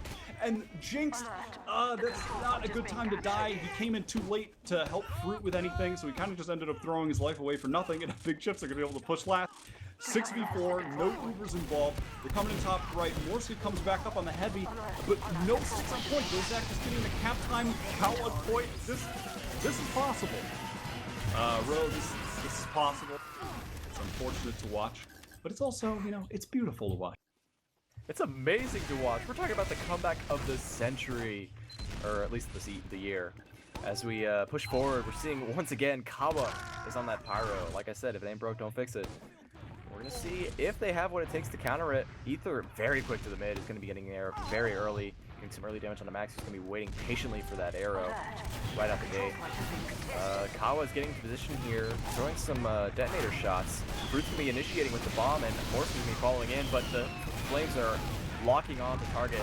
I'm not afraid to chip away at these players, but Ryan is going to probably potentially get it. Oh, no, he gets split! And the follow-up detonator, it's impossible. Yes, it's the one. Kawa does finally get taken down here, but Ryan gets taken out with a posthumous detonator shot, and Cherish is going to have to back out here as Ruggs is on the hunt, wrapping from dungeon. Those soldiers are up, though, and that's going to be denying any chance there. Yeah, there's only a minute 30 left. Let's see what happens. Recognizing that was not going to be a truthful endeavor, so he's just going to go back and cap the 2nd point. Of course, Kawa staying on the Pyro. Thing is, though, yeah, 1 minute and 20 seconds left. Morska's actually committing. This is potentially not good because he's alone, but he does just jump out. That was so needless. If he died, he was just opening it up, and if he gets, I don't know, that... We're going to move on from that little play. At this point, Brule's at 40%. They're going to have to try to make something happen with a minute left. They're going to need to get this pop out from Cheris. Yeah, full Uber right now. Brule just plucking away at it sideways. Going in for a bomb, following up after Ruggs. Got taken down by Morska. Morska will get taken down, so that's actually a very good thing. I don't think Black would want to be pushing forward, even if they did have the 2-man advantage, but either way, that's good enough for them to kind of work with. With that 1 extra frag, they do have their spawn coming up, but Morska will be up before they can even mount the push here. I think they are going to be going around the right side here, popping off right away. No Pyro to deny any of those. The Pyro moves missing every single sticky. Going to be chasing it down now, and that's going to open up the left side here. Fruit's actually taking a little bit of lobby control here, getting some good damage onto the scouts here, trying to bully their way through. It's going to happen. He does manage to get his way through. Oh, Rocket! 2 kills with 1 Rocket. Morska with the flick. But there is still a lot of damage coming out from Ether and Max, or excuse me, Kawa and Max, but that's going to be it. 9 seconds on the clock. It's only sideways up. That's going to be the game. Very good comeback, though. Yeah, that was a nice rocket at the end there from Morska. It actually just a second like they could have won it because Fruit got a little overextended in lobby if he went down. Maybe. But it didn't happen, because Morska hit just the juiciest rocket you ever want to see on 2 scouts. And that solidified the win for Black Swan. A close win, though. That was looking really bad for Big Chips until they started running the full-time pyro. It worked. What can you say? It was working. We can now, theorize on what if they ran the pyro full-time. But that's for another day. That's neither here nor there. Let's look at these stats. Yes, the stats. So real quick, we can talk about the stats real quick. I can give you the stats right now. You can do a quick rundown, but we got to get into the next server because we're ready for our next game. Really? So just do a Am I quick outta here? rundown. Run us through the names so that they get their name read out loud or something. Okay, let's see what's happening here. Once again, big game from Ryan, 30 and 16. Impressive from him. Ether, tons of damage. Max, though, top damaging the server. It was visible how much damage he was doing. Kawa getting second highest damage again on Big Chips. And kind of, once again, unfortunately, the scouts on the side of Big Chips just were not up to snuff when compared to the play from Ryan. And that was definitely one of the big factors. So, close win, but a win nonetheless for Black Swan. So they're going to be moving on to semifinals? Quarterfinals?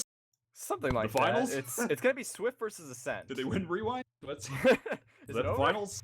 We have the champions? No, that's going to be Swift versus Ascent coming in. And that's going to be on... I got to find the maps here real quick. But yeah, Mela. Well, that was a exciting game to start off. 2 close maps from some of the best teams that you were going to see at the Rewind Land. Fun stuff. I think so. I'm out of here. I'm gone. This is it. Ooh. And then Marxist is coming in, and then I don't know. Yeah, who knows what the future holds, Ro? But I'm going. Thank you so much, Mela. That was very entertaining. Thank you for coming in, and now we're gonna be seeing Marxist, my good friend, my dear pal. How you doing, Marxist? How you feeling? Pretty great overall. A little tired, but I'm ready to cast TF2. That was a good, fun first set. Yeah, the pyro really shook things up. And let me get you the connect info, and we'll be getting underway with our next map. Like I said, Swift NA. Where's Ascent? Marxist, you watched ESCA last season, right? You remember a few things here and there, right? Well, my memory's not as good as it once was, but yeah, I think I do. So you wanna expand on that? No, not particularly. Well done. I need to know which game we're casting. Swift NA versus Okay. There we go. That was the buffer there. Well, the challenge says something quite different. Oh, I'm an idiot. Am I gonna see? That's why I'm an idiot. That's why I'm Swift. confused. I'm so sorry. It is Velocity versus Ascent. Forgive me. I'm not a good person. I'm very silly. There you go. Well, Ascent versus Velocity. Well, for the folks who don't follow on the forums, Ascent is a little bit different than they used to be. Are they playing with their full normal roster today? Do we know? I have the roster here. If you just give me a moment, because currently the STV is being finicky. On Ascent, they have the newly inducted Corsa. I heard he's a up and rising star in the scout department, with Slemnish as his partner, Patty and Marmalou with Badonsky on demo, and Nursey as medic. So same Ascent roster, but definitely an upgrade. If you ask me, Corsa stepping in. Yeah, a lot of people wanted to see Corsa back last season, and things happen in people's lives. They got things to do, and Corsa sadly could not play. But now is back, hopefully just as good as he ever was. And depending on our map pool, we might see Corsa go pretty big as well. Maybe to start off. Yeah. And over on the Velocity side, we'll be seeing Shamu and Knuckles, Showstopper and Kryptonite as the soldiers, Jarrett the demo, and Bear the medic. We've got the lovely voting system up, if I'm not mistaken. I see all the brain slugs in chat. Things are getting underway, Marxist, with not Swift, Velocity versus Ascent on our first map, which is going to be Process. Good old-fashioned Process. This is another map where your detonator pyro could mess up your pots and pans. Possum pants? Pots and pans. Pots sir. and pans. I'm sorry, Marxist. I'm hearing things. It's going crazy for me because I'm hearing all these Discord sounds and it's distracting me profusely, but I have to have it open. But anyway, Process, Marxist. It's basically a better Sunshine. Would you agree? The layout's essentially the same, right? I'm getting a lot of messages from a player participating in this game at this time, Ro. But since I'm sending client info, I can't actually read all of them. So I'm in a situation. But yeah, Process, super popular map, lots of ramp sliding. Should be a pretty good run through here. I'm saying it's probably from what little pugging I do, it is one of the most popular maps to play presently, and I would say that's pretty well deserved. Once the fixes were applied early in its life, it's been a solidly fun map. Yeah, huge shout outs to Scorpio Uprising, who has been working on this. I can't even tell you what the first. I know what the first sewer looked like, but I can't even tell you what season it premiered in, where it had the round doors, and just really old school stuff. But the product it is today. You see what I did there? Oh. The product it is today is very solid. Yeah, it's great. There's no water either, so you can't do your giant second-to-second jump either. But we should see a pretty solid run out. It looks like we're getting most of our players in right now as well. I'm gonna bail. I can check that message now. Let's see. Is it some juicy dirt? Marxist, the man with the insider information. Call him Deep Throat of the TF2 community. What do you got for us, Marxist? Okay, Nuck no longer wishes to be Nuck. Nuck is Pete from here on out. Is Pete? Yes. I remember seeing him post in chat earlier. Pete with 2 underscores, if I'm not mistaken. Yep, that appears to be. So that will be Nuck, but I'll respect his wishes because we have a drinking date in the near future. Because Nuck is practically my neighbor. Once you get out of the swamp. Yeah, so but this one should be pretty fun. We're gonna run through here. This is a best of 3. So stick around, we'll see what happens here. Sometimes the team's just bad at Process, so if something goes pear-shaped, we'll have another map for redemption. And definitely the last game we watched, both teams played pretty evenly throughout.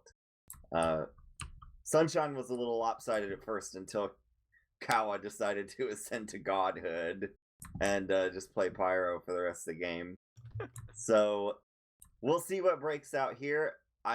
This is the map where Corsa got his legendary sniper 5K or 4K. I don't quite remember exactly, but Corsa is a menace on this map, and he probably will be felt fairly early, especially with both. I'm viewing this Ascent roster. You know, Marmaloo is a roamer who tends to just go straight in, and Patty tends to like to play a similar style. So we'll probably see a lot of either Corsa or Slemnish being healed and just freely walking into things for a lot of the game. Yeah, walking. That was one of the big staples of what we saw in the first map of the first set in Snakewater. Was a lot of times players were getting into position. I said it like 2 or 3 times, getting ready for the stalemate, and sure enough, the push happened. So maybe it's a good thing to have a caster's curse. You know, the kiss of death is actually really helpful when you don't want to stalemate. So maybe we'll see some of that aggression. And Indeed. So we'll hope for the best. This map does lend itself to pushing pretty straight up without Uber some of the time, because you do have 3 pretty viable entrances, and you can slow push out of ISIS door.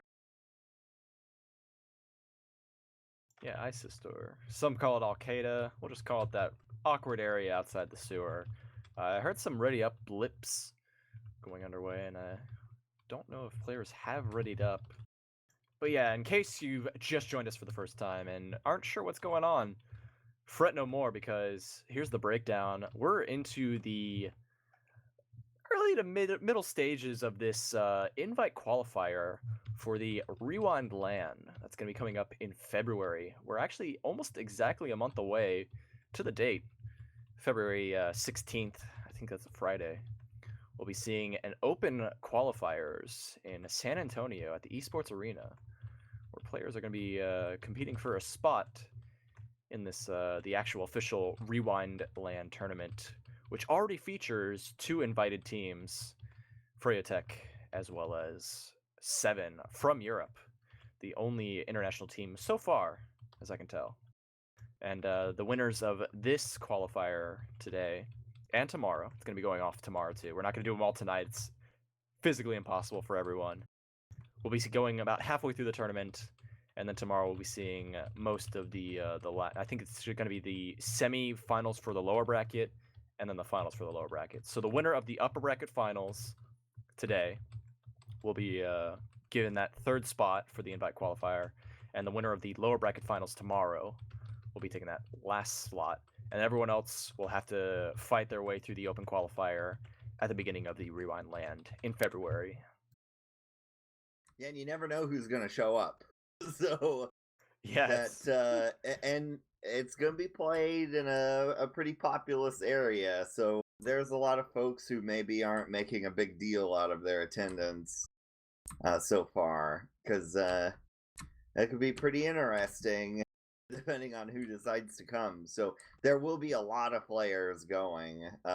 From the sounds of the talk on the forums, it's going to be one of the biggest LANs that we've ever really had in North America for TF2. So we'll see what it all ends up being, but it looks like we're... Oh no. we're live. The message is silly. Correctly.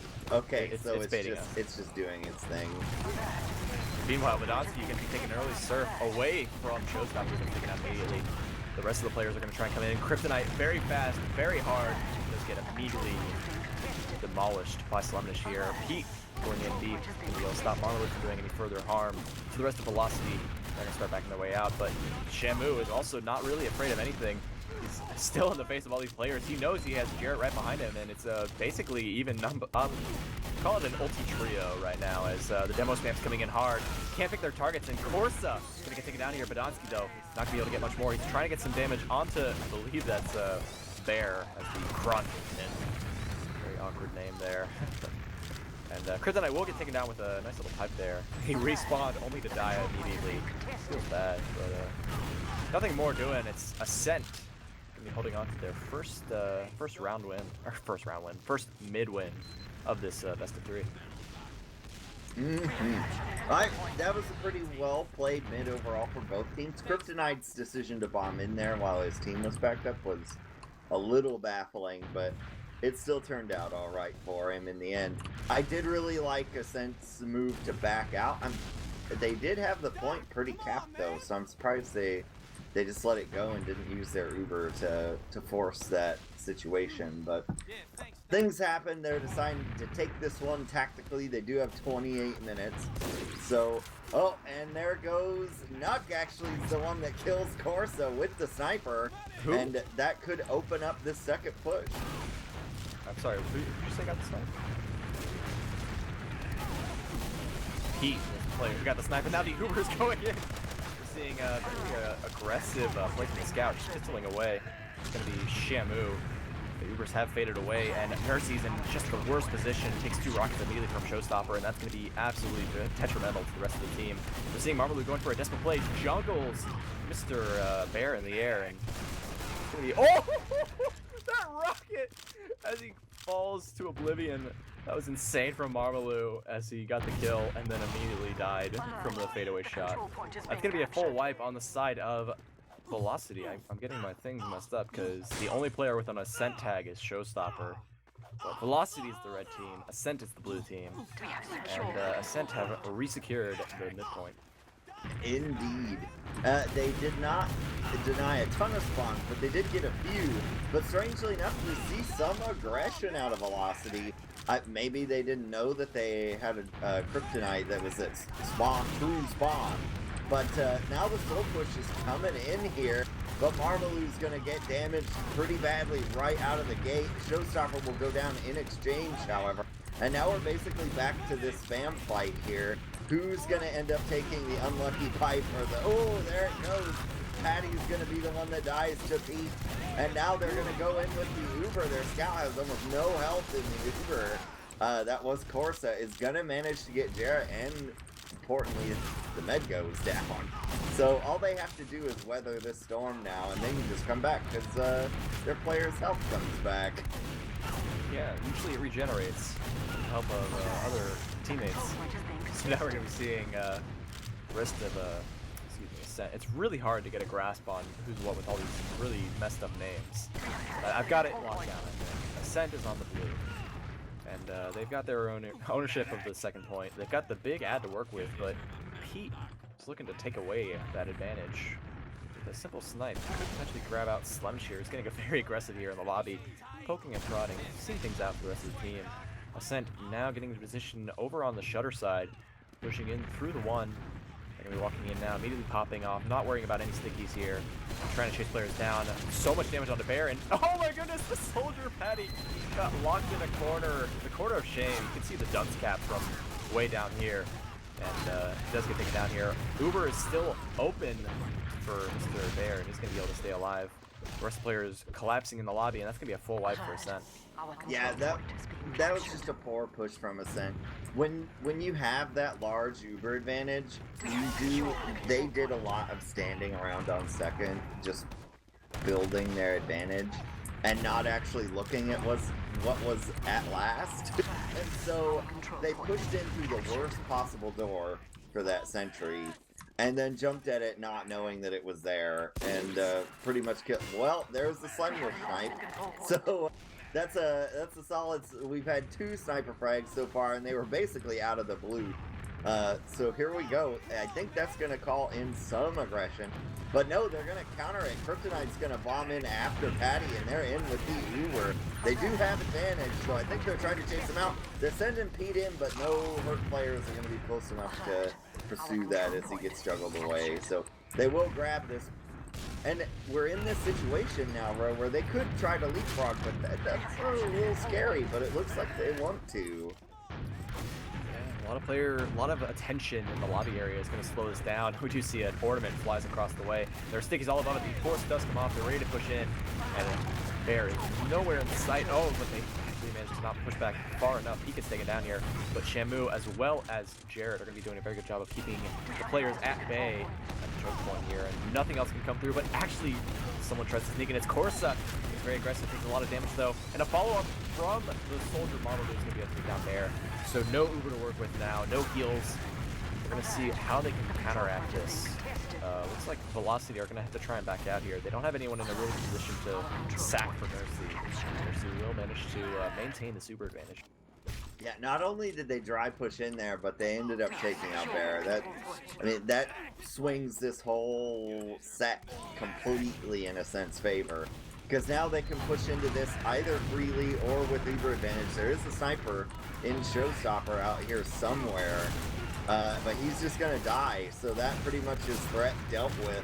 And Kryptonite's going to die caught out as well, but in their favor, they do catch out some more players. It looks like, though, they want to chase this Uber in here and use some frag, use it to get some frag. Bear is in panic room and he's really hurt. Is anyone around to take care of him? No, he's gonna slink away into spawn. Second, as of yet, still not capped. So they're gonna end up taking a long time on this and potentially opening it up for Velocity to get back out here and block second.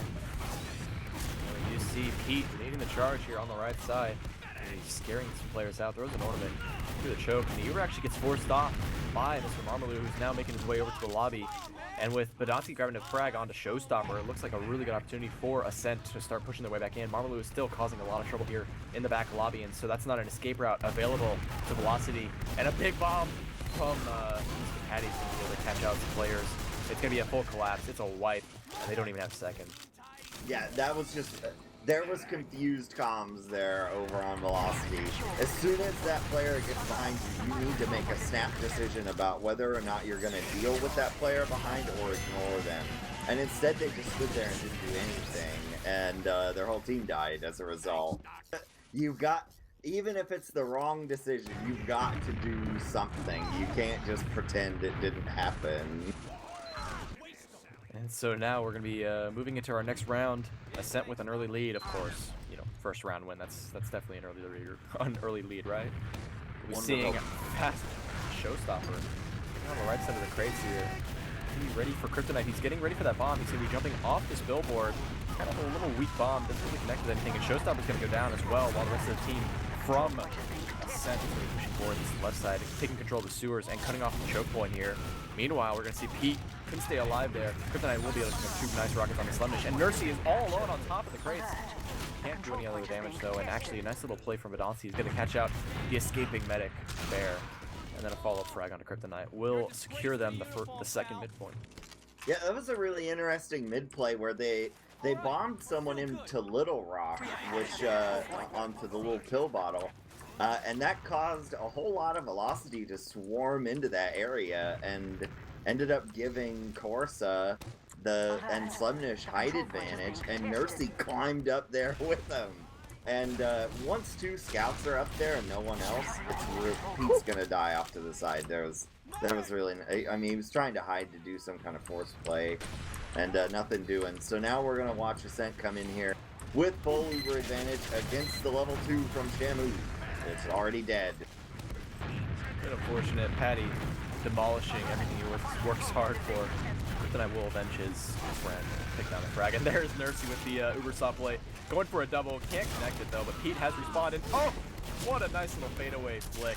We'll take that down, and now with good old Jarrett, still full health, still good damage, ready to go out at any moment. He's slowing things down for the rest of his team, and all he needs is a little bit more. Just one hit is all it's going to take, but he can't delay long enough. No respawns in time. That's going to be, once again, Ascent taking another round off Velocity. Let's see how they can respond at this next minute, Marxist. Yeah, the key play there was that Ascent just had really good point pressure fairly early on, and that put Velocity in a position where their next step is very predictable, and so it made the DM fight easier. Right away, Marmalou just gets in the face of Jarrett, takes him down. Velocity doesn't have a lot to work with. Pete's going to be doing something here, a little bit aggressive here. Managed to work his way around, throws another ornament, starts backing out, and if anyone else dies there, it's going to be really bad, and Showstopper might be in contention for that. Does manage to surf the rocket away very far, but with a full collapse, Patty's going to be able to do some good damage here and clean off Pete. Meanwhile, the rest of Velocity are kind of halfway in and halfway out. They don't know what they want to do here, but they should be out. Yeah, and now I think they're finally going to dip now. That was a strange series of decisions that they had there, because they did back out. Their demo died really early, and then they sent scouts to fight soldiers in tiny doors, and it didn't turn out. Marmalou and Slemish both are going to die. That was a double suicide, essentially. We probably will see the repush. This is not the safest map to do that sort of thing on. And Kryptonite's working his way out here. Gonna notice the sticky trap and not die in it, so that's a good start. But it looks like they're getting a little scared here. They're still running around in lobby like they want to do something, but the time has come and gone. And so it is over now. They're gonna set up on last. It looks like they're content to keep both of their scouts so far. I think that's on the assumption that the other team couldn't possibly have an off class yet. So right now, a lot of lobby control. Ascent want to push with this. Good damage on the Showstopper, but it's going to be a 1-for-1 trade, and I think Corsa down. That's a big advantage for Velocity. So now they're going to be working their way in through the lobby themselves. It's only a one-man advantage, and there was a player who was on Sniper, did respawn up now, Pete, on that scout class, but they still haven't found an opportunity to push in. Not even an open opening for a counter sack. It was just a 1-for-1. So, Showstopper giving us a nice little shout out to the casters, asking how we're de-onging tonight. Yeah, I'm de-onging just great. But the big issue there, Pete went to Sniper. They put him back on Scout because in that scenario you can just constantly run suicides. But now we're down into lobby. Corsa is on that Sniper. Corsa is to be respected. And Ascent's health is just kind of melting here regardless of the Sniper. Slemnish is going to die. Jarrett still hasn't been healed. He had to walk all the way into Spawn. And in short, good thing no one on Ascent saw that. Yeah. Thankfully. And once again, with, you know, both sides losing it, it's going to be up to Corsa here. Probably one of the greatest snipers to ever grace the game.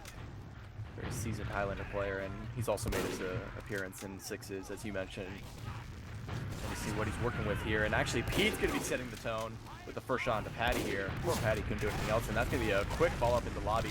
Going to take him down, and now with the 2-minute advantage, it's looking like a push is working its way from below. It's going to be a force, though, onto Bear, and Nurse is going to be surfing away, trying to milk as much as possible. The force does come off on both sides now. But the better Uber looks like it's on the side of Ascent, but I spoke too soon at Kryptonite. Tried to pick out Marmalou as he was disconnected, and Jarrett grabbing Slender. She's absolutely desperate for Ascent. They haven't gotten a single frag in the span of this entire Uber exchange. Yeah, Ascent just mismanaged that. Once you get the Uber out of the other team, your job is done. But they tried to force the issue, and now they're trying to stand and fight at choke against a team that's ascendant, and that doesn't work. But then they just decide to back off a choke and let the bear in. So that's no good. Kryptonite is trying to stop the bleeding, as it were, but his team's already left the area. Bear was standing in lobby basically, back in rollout. So there was no help for them. So that's again evidence of miscommunication. You had two players that were ready to stand and fight, and two that were just totally done. Meanwhile, Badonsky, who's very venturous over here inside the rollout room, speaking a little bit forward with not a lot of insurance to keep himself alive. They managed to get out with his life. Ubers are even on both sides. Pete on the Sniper, Corsa on Sniper. I want to see if Corsa can redeem himself this time around. And hopefully no missed opportunities here. Yeah, so far Pete has had the better Sniper night with 2 kills, but Corsa is doing quite a bit of damage. He's just not getting the frag. And we just have to kind of wait and see what happens here. Corsa does that. Oh, Bear takes a pretty big hit. And there he goes. He's going to get the follow-up unnecessary headshot. And that will be a drop. Corsa will die for it, but that's job done. But Nursing's going to end up going in anyways. Normally the play there would be to just back out. But that was not allowed to occur. But only Jarrett is left. And yeah, Jarrett's not going to be able to stop that. So they ended up really pushing hard to get Nursey to pop there. That worked, but they sacked most of what was left of their team to do it. Man, of course, they're just sort of showboating there, going, like you said, the unnecessary headshot. But hey, it's a guaranteed kill on a medic, so why not? If you can hit it, go for it. So now we're going to be seeing no snipers to mid. Once again, a fast bomb from Marmalou. Wrapping in through the back. Showstopper went a little bit too far. I think down, and Kryptonite's also going to befall the same fate. But Velocity now are going to be meeting up with Marmalou, who's just getting into the mix. He's going to be throwing in some rockets. Patty going to be sneaking his way into the sewer here. Somehow, Bear is sneaking his way out, but Patty's still alive, and Jarrett is the only one alive. It's going to be the end of it all. So he goes for the soft. Did he get the hit? I don't even know.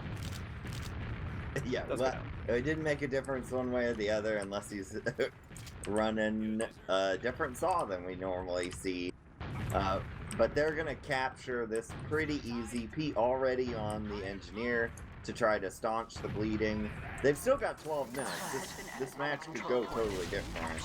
All they have to do is make their stand right here. And we'll see what they're gonna do, though. It looks like they take a peek. I don't mind that from Kryptonite. You want to see what you've got. And here comes the Uber. They, again, have not checked to see what they're pushing into. And Ascent almost lost Nursey to the fully charged, piercing body shot from Machina. Thankfully, though, nothing of it. Showstopper couldn't connect. Nursey with the dispenser pick with the arrows. Gonna be a desperate flight from Heat on the rest of the gang. Not much doing there. 4-0 to Ascent. They're holding on to this lead, and don't see it diminishing anytime soon. Yeah, it was a real shame there that they all just stood in the top left corner and died. You want to stand somewhere better where the gun is going to protect you. Unfortunate. But you don't really end up in the situation too often where the other team Ubering does nothing. And then your gun is still alive. Now with this next mid, high ground available to Velocity here. Nothing really trying to take control of it. Showstopper doing some good damage, but Marmaloo has found himself on the reverse Pride Rock, you could say. Trying to get some damage on the Bear here. It's split in both directions, but Velocity somehow has the frags here. Marmaloo going to be taking a pipe, and a follow-up pistol will take him down. Getting a lot of lag here. Not seeing the frags showing up on my kill feed anymore. Patty now.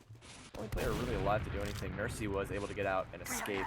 A lot of lag happening in the server. I think we're reaching a pause. Yes. Oh, there it is. A lot of lag catching up. Yeah, how are we supposed to cast if we can't read the kill feed? But yeah, that mid was pretty interesting the way it all played out. But the key to remember here is that Bear died and Nursey didn't.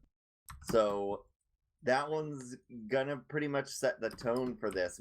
However, Nursey is standing in last right now. I didn't manage to catch the spawn timers when we paused, but I don't think there will be anybody there for at least 3 or 4 seconds. And meanwhile, Patty has just gone off. So he's out and about on second, ready to play some defense. So there will not be much building coming out of Nursey in the short term, but I don't think that'll make a huge difference. We might see something interesting out of Velocity where they, if they're super smart, they'll know that Nursey's not healing anybody when they peek out of this choke and see Patty standing there by himself. And then they could drive push. That'd be really cool. Yeah, it sounds like a nice little breakdown there. Meanwhile, Marxist. Anything you wanna share with the people regarding a Rewind LAN? Nope, not in particular. It sounds like it's gonna be pretty cool. Yeah, that's the biggest shame of all. Suffice it to say, I'm just gonna come out with it now. Marxist is not available for the weekend of Rewind. Yeah. I have to meet a person to provide funding for my job, and they are currently in Florida, and they will not be returning and having a meeting with me until the Friday of. So there is not a way for me to attend and not also simultaneously lose my job. Yeah, I think that comes first over this wonderful hobby we have. And it's a shame that you're going to be in Florida when I'm going to be in San Antonio. I will not. You want to be in Florida. They are in Florida presently. And Gotcha. I have to wait on them to come back, and we have to get the whole deal done and signed before taxes, which are in March. So it'll be kind of tight. Yeah.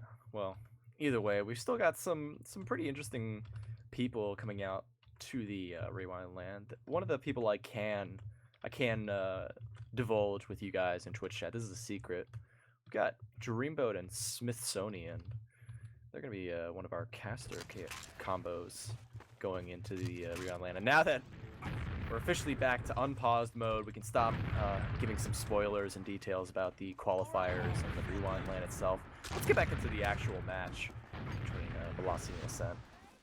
Yeah, and unfortunately, Velocity did not peak there, and so they don't know the deep dark secret, which is that Nursey doesn't have nearly as much Uber as they think she does. So they're playing really passive. I wonder when they're gonna get the hint that there isn't an Uber coming. But the slide comes in and gets Bear anyways. completely unnecessary spy frag because they had uber advantage. But, you know, you take them when you can get them. And Velocity just has the weirdest response. Oh, he's gonna get another on the Podolsky. There's the frag. They're gonna be grabbing that one now. Shamu will be taken down there, and here's kind of a weird. I think Pete's AFK. He's just kind of chilling. Here comes the spam. Oh, huge rocket. Bad manners. Woo.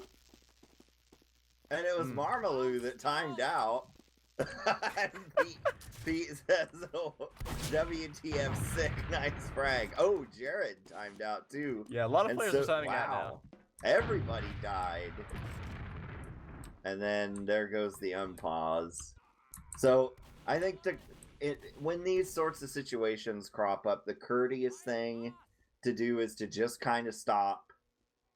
And that it sucks for this 30-minute time limit shindig in these situations, because the courteous thing is you kind of stop and let the other team assemble, and that can void whatever sort of momentum you had. And they're still kind of just screwing around, pistoling Kryptonite as he peeks out. They also know that Showstopper is in spawn, but they're going to go ahead and take their second point now. They did frag the medic unnecessarily. They still have Uber do Ascent, and I think they're going to use it now. Yeah, a lot of the word you got there is right. There's a lot of shenanigans. We got traitorous Jarrett on the blue team on Ascent. Gonna get the frag on the Marmalou, who should be on Ascent, and everything's going backwards and forwards, and we're seeing it's just a free-for-all at this point. Teams don't matter. Ascent wins. Good job. Congrats. But now that they've won with Jarrett on Soldier, I think they're going to be dropping Marmalou officially with that. Let's get him. Well, it could happen. And Shamu, 0 points. Ooh. Also, Patty, Shame. 0 points. Yeah, big shame there. Wow, not a great start to the new rosters here. Yeah, honestly, yeah, go ahead. While Bear is talking, I was unable to move, and I lagged out in Mumble. And that's his excuse for why he was backstabbed. Nursey, well, doesn't that suck? So there must have been some kind of problem out there in the internet land somewhere that killed a lot of people's internet, but thankfully it didn't visit my swamp. So we were here the whole time. Yeah, we're safe and cushy over here in the wonderful world of TFTV NA. We could do the logs real quick if I can find them. I'm very bad at this, Marxist. I'm not very attuned to the ways of internet. But thankfully I have my wonderful camera guy who's been here all night. Didn't get a chance to shout him out, but Azazel. Very good job here so far doing the camera work for all the matches we'll be doing tonight. And Marxist, can you give me a rundown on what you see in these logs? What's the story here? All right. You should be happy about this if you're an Ascent fan. Corso top frag. So, little surprise there. Your top death was Showstopper and Kryptonite both. So, both soldiers top deathing for your team. That's a little rough. Let's see. Who was King Damage? It was Corsa. So, by 1 or 2 over Badonsky. So, you like to see that if you're an Ascent fanboy. Or fangirl. Yeah, or fangirl, as the case may be. Let's look at those medic stats. What can we see? 2 drops from Bear, although one of them was appropriately Johnsed. Indeed. Actually, fun stat, Nursey, with the lowest damage taken by it looks like over half. So that's pretty good. Nursey also only died twice. One of them, I think... No, that wasn't it. No, Nursey didn't die by pick class either. So just 2 regular old deaths for Nursey. Unfortunately, we'll sub 1 from Bear, but he still died 11 times, which is pretty significant. So Velocity gonna need to. All I saw out of that match really for Velocity, what went wrong, is there were a couple key moments where they seemed to be confused as to what they should do. And they have had quite a bit of roster shakeup here. So there's a chance that they're voices that weren't there before calling for plays that then no one knows, do we follow that or not? Yeah, not to mention Showstopper is a spy for the enemy team. He's still got that Ascent tag and everything. He might not even be in Mumble with the rest of Velocity. We have no idea. That could have potentially been the sabotage of this match. Yeah, it's But it was actually, all in they good set fun. this up all along. This is the plan for the season. Yeah, this is match fixing right at the gate for the new year. We thought it was going to be a good year, boys and girls, but instead we've got match fixers. Yeah, right here, spies inside of rosters, and I supposedly we're gonna get a map change here. What's our next map, Ro? It starts with an S. I'll let you guess from there. A Snakewater. Snakewater it is. Oh, We saw this in boy. our first match tonight of the Big Chips versus Black Swan. Snakewater going to be making a return here in the secondary round, the second map of this current best of 3 between Velocity and Ascent. What you feeling for this? I know there's like this thing. I know it's with Freyatek or something like that. There's a team that's like Snakewater is their bread and butter, right? Mm-hmm. Well, the way I'll know who's gonna win this match is the way that the roamers behave on Snakewater. Because if you're a really one-dimensional roamer, you hate Snakewater. Because doing the tag bomb thing really sucks on this map. Mainly because it may have worked a long time, like 6 years ago, but it doesn't work anymore. And so if you're a one-trick pony on Roamer, it is really hard to get stuff done. And if you can be creative and fluid, then you'll be okay. And hopefully no one will notice your performance unless it's really good. So that's the key here is which of our team's soldiers are going to be more active and creative as opposed to just kind of being non-factors or who bomb in and die over and over. That'll be the key for me. Also, Demo Man, even though Demo isn't the dominant force he once was, I gotta get Badonsky is gonna give Jared a pretty tall order here because this is one of the maps that's really demo centric in the early parts of the mid. If a demo lands his first 2 or 3 stickies, your mid is in major jeopardy. So let's go back to the we're currently having some server issues, ladies and gentlemen. So let's just go back to that impressive stat you brought up with Nursey at only 1,500 damage taken. That's essentially 10 lives worth of damage taken and mitigated, and only dying twice. Do you credit that? I mean, you could say it's accredited to good play from Nursey, but you'd say that's like more to the benefit of good play from the team, right? Well, positioning, yeah. The team is putting you in a position not to take damage more often. Because one way, this is don't put too much stock in stats. Because if you played ultra passive and were never with your team, then yeah, you would have really low damage taken on medic. But Nursey, except for that one time when we paused and Nursey was standing in spawn and everyone was dead, that doesn't count. So most of the time, Nursey's right there in it. So there's really good awareness from Nursey to not walk into random spam. And also really good positioning from the team to not let people in and kill Nursey. Again, discounting the spy frag on Bear because that was a aberration due to lag or disconnect or internet problems. But we're talking situations like Bear gets hit by a bomber and then is trying to get in a position that he feels comfortable and then is immediately headshot. That kind of stuff doesn't happen to Nursey. Yeah, that's part of it for sure.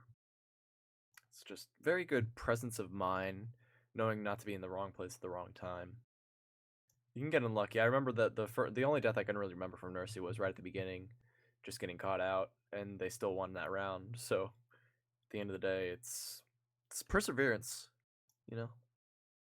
Sometimes it helps to have a medic, but yeah, and Bear has always been a fairly aggressive player, and that's people play medic differently. It doesn't mean that one way is better than the other, but Bear is usually pretty aggressive in staying with his team.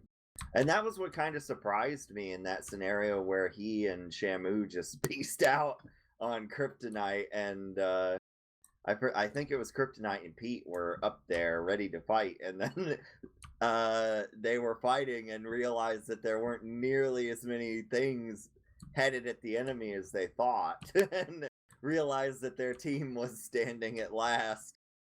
So that was unfortunate, but and in a way, this qualifier is good because it's gonna point out to Velocity that they need either the way that they communicate in tense situations to change, or they need their comms to be a lot more definitive. And that's a good thing to fix right out of the gate. Whereas over on Ascent, it looks like everything is smooth sails for them for the most part. So far, they were in their earlier game tonight, they were very dominant. And then so far in this, they've been really, really good. They did let Velocity out of the gate a few times, but for the most part, they were doing quite well on process. So you'd feel really good about that and your performance. And it seems like, but Badonsky at the end of last season was kind of fading. He was not performing in a way that I was used to seeing. And then he comes out on process tonight and does great. So that's really good to see. You can tell when a player is feeling comfortable, or he's feeling it. And that was Badonsky on process tonight. Gotcha. Well, Marxist, while we're waiting for things to happen, we have one of two options. I can ask you how your week was, or we can cut to a brief intermission breaky kind of thing. What would you like to do? I had sushi today. It was delicious. But yeah, brief intermission would be fine. All right. So we'll kick to some music, and we'll be back with you when the server issue is up. And then we'll be back with Velocity versus Ascent. I'm assuming going to be map 2. And then we'll be moving forward. We're going to skip to 3. Yeah, I'm... All right, so here we go. The wait is over. We're on to our first mid. I'm trying to get on a demo here. Let's watch Jarrett. Remember what I said. If Jarrett can get some good damage out here, or Badonsky vice versa, we'll see a blown mid. But no, neither demo can really damage the other team very much. So we're working through your Slendis is all the way around. Going to join with Marmaloo. Patty actually bombs, though. They were paying too much attention. Wow, what a great mid. They bomb over Marmaloo and run Slendis through, and everybody looked at them, and then Patty just bombed them straight up and killed them. So that was really great. That is what you want to see out of a mid.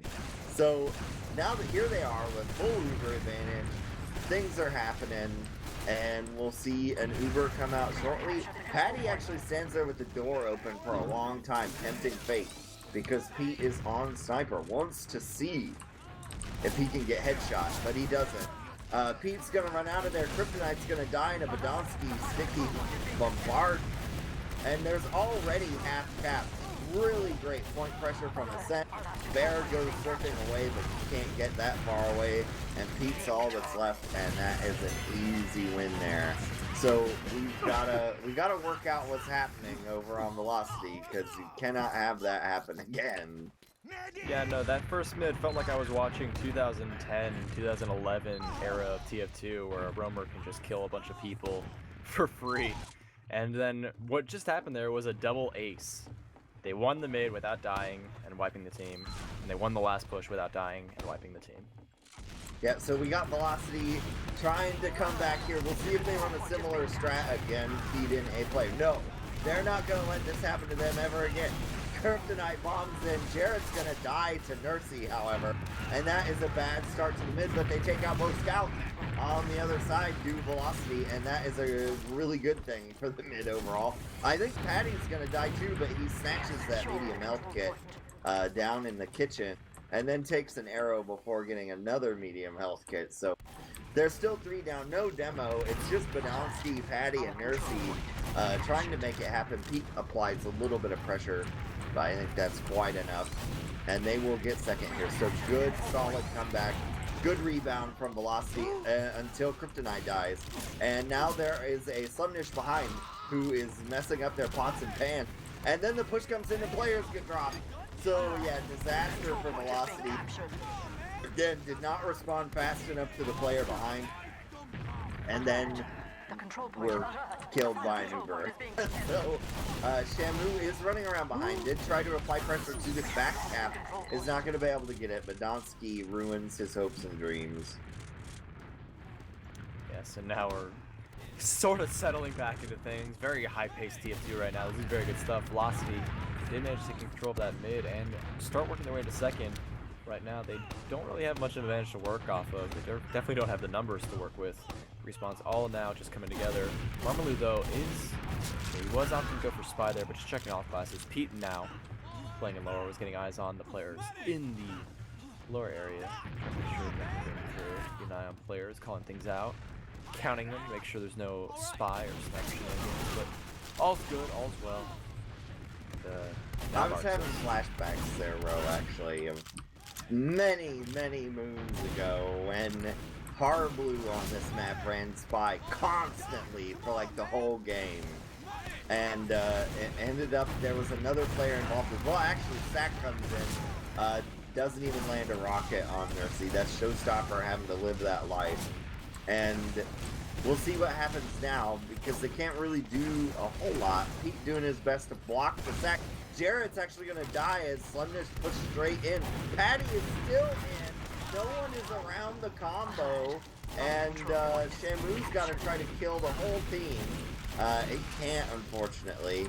Yeah, that was you know, in football, American football, they call that a blown coverage. And that's totally what it was. They just... Too many players got away from the Sack and couldn't defend their med, because Medic actually cannot jump away from things with rockets. Well, not without a little help, but, you know. Meanwhile, of course, pushing into the forward spawn area, managed to pick off Showstopper, who was on the escape after going a little bit too far in that midpoint. The respawns are still trying to happen here. We do see nice little cute kitten Viking going on here with this loadout on the heavy waiting in forward spawn. Players aren't actually even worried about it, but honestly, normally a little bit better about making sure this doesn't happen. And so here it comes, right out the gate, gonna be getting on top of Nursey. Nursey's not gonna, she does get the force off. A little bit too risky, and the health pack was not there at her disposal. So now, with that Uber lost, it's looking really good for the rest of Velocity to push forward, Marxist. Yeah, that just shows how aware of the situation is that Nursey is. Because Nursey immediately beelined it to the health pack, and then saw there was no health pack, and so had to immediately pop or risk dying to the heavy. And now we're in this situation where Bear has Uber advantage, but unlike Process, this is really tough. And they're doing a good job of spamming them out. Corsa is on Sniper. That is dangerous. So far, Corsa is unopposed. They threw a Christmas ball at him. And there goes Jarrett. So that's the start of it. Shamu is going to die as well to Patty. Pete is going to make it up by killing the Sniper. Kryptonite is going to blow himself up ultimately. But they're now all over Nursey. Going to get the kill. It's just down to Pete versus Badonsky. Pete's going to cap the point. So that's good enough ultimately. And Bear with the slight Uber advantage here. Nursey is going to be dead for quite a while. And then we paused. I'm getting updates on why we're pausing. I've seen the server disconnect. We are all gone again, says Pete. Yeah, unfortunately, that disconnect is kind of big. I mean, I remember it being somewhere around like the 22, 23 minute mark, maybe 24 minutes even. Maybe 25, who knows? something around that range for time left, and only just the one round one. So potentially we could see this going into start the clock at 25 minutes, one round up. If Ascent hit their 4 mark first, that's it. Otherwise, we'll see how this pans out. We'll be giving you updates as soon as one, the servers get back, and two, how the tournament side of things is going to be handled. We've got Corn Pop running the admin things for this qualifier. Huge shout out to him for making sure things go smoothly. And it's out of our control when Serve Me has a little bit of trouble here. So yeah.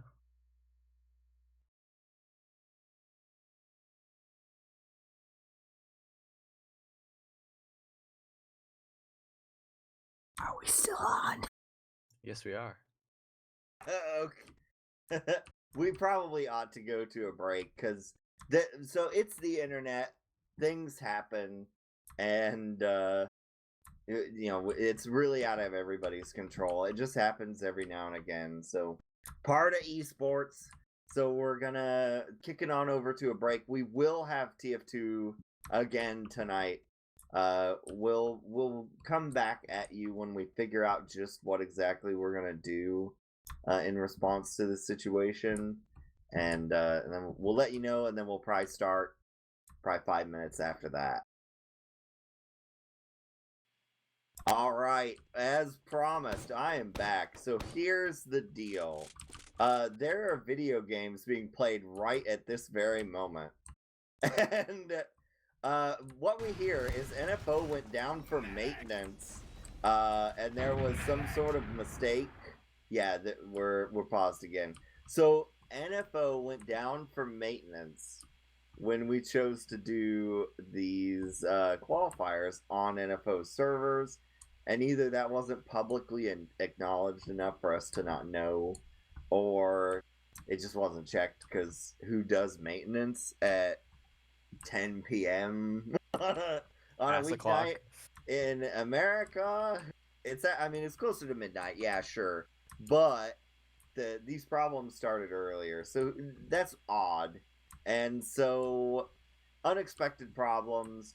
We according to the powers that be, the policy that we're going to go with here is that some of the teams, due to the delay, are going to have to figure out another way to play this on non-NFO servers. If they can't find any, then we'll just delay the matches to tomorrow, when hopefully NFO will be done. Or we're going to try to get these guys a non-NFO server. Right now, they are trying to play through the situation. So hopefully it's okay, and we'll get through the rest of this match. We only have 10 minutes left in this game, so hopefully we can get a good solid 10 minutes of TF2 and not have any more major disruptions.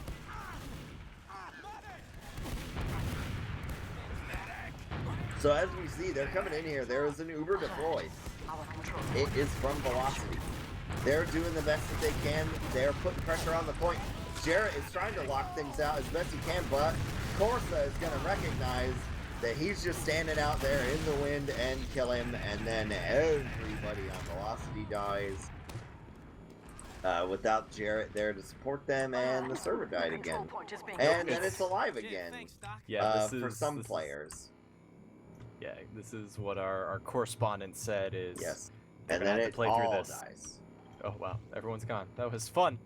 So in essence, if you know some of these players, and you know of a server that is not NFO, you may want to contact them with your connect info at this time, and they might be able to fix this. But it doesn't happen on EVL server and Size Mumble, so yes, it is part of the server, says Corsa. Thanks, Doc. So unfortunate that NFO has done this to us, but you can't control it.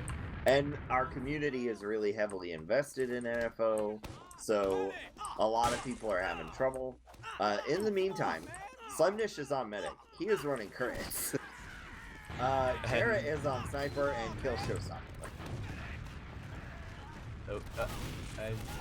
Oh, I feel like we've watched like two separate parts of the game. Like you're in the future right now. You just said showstopper kills Pete kills who?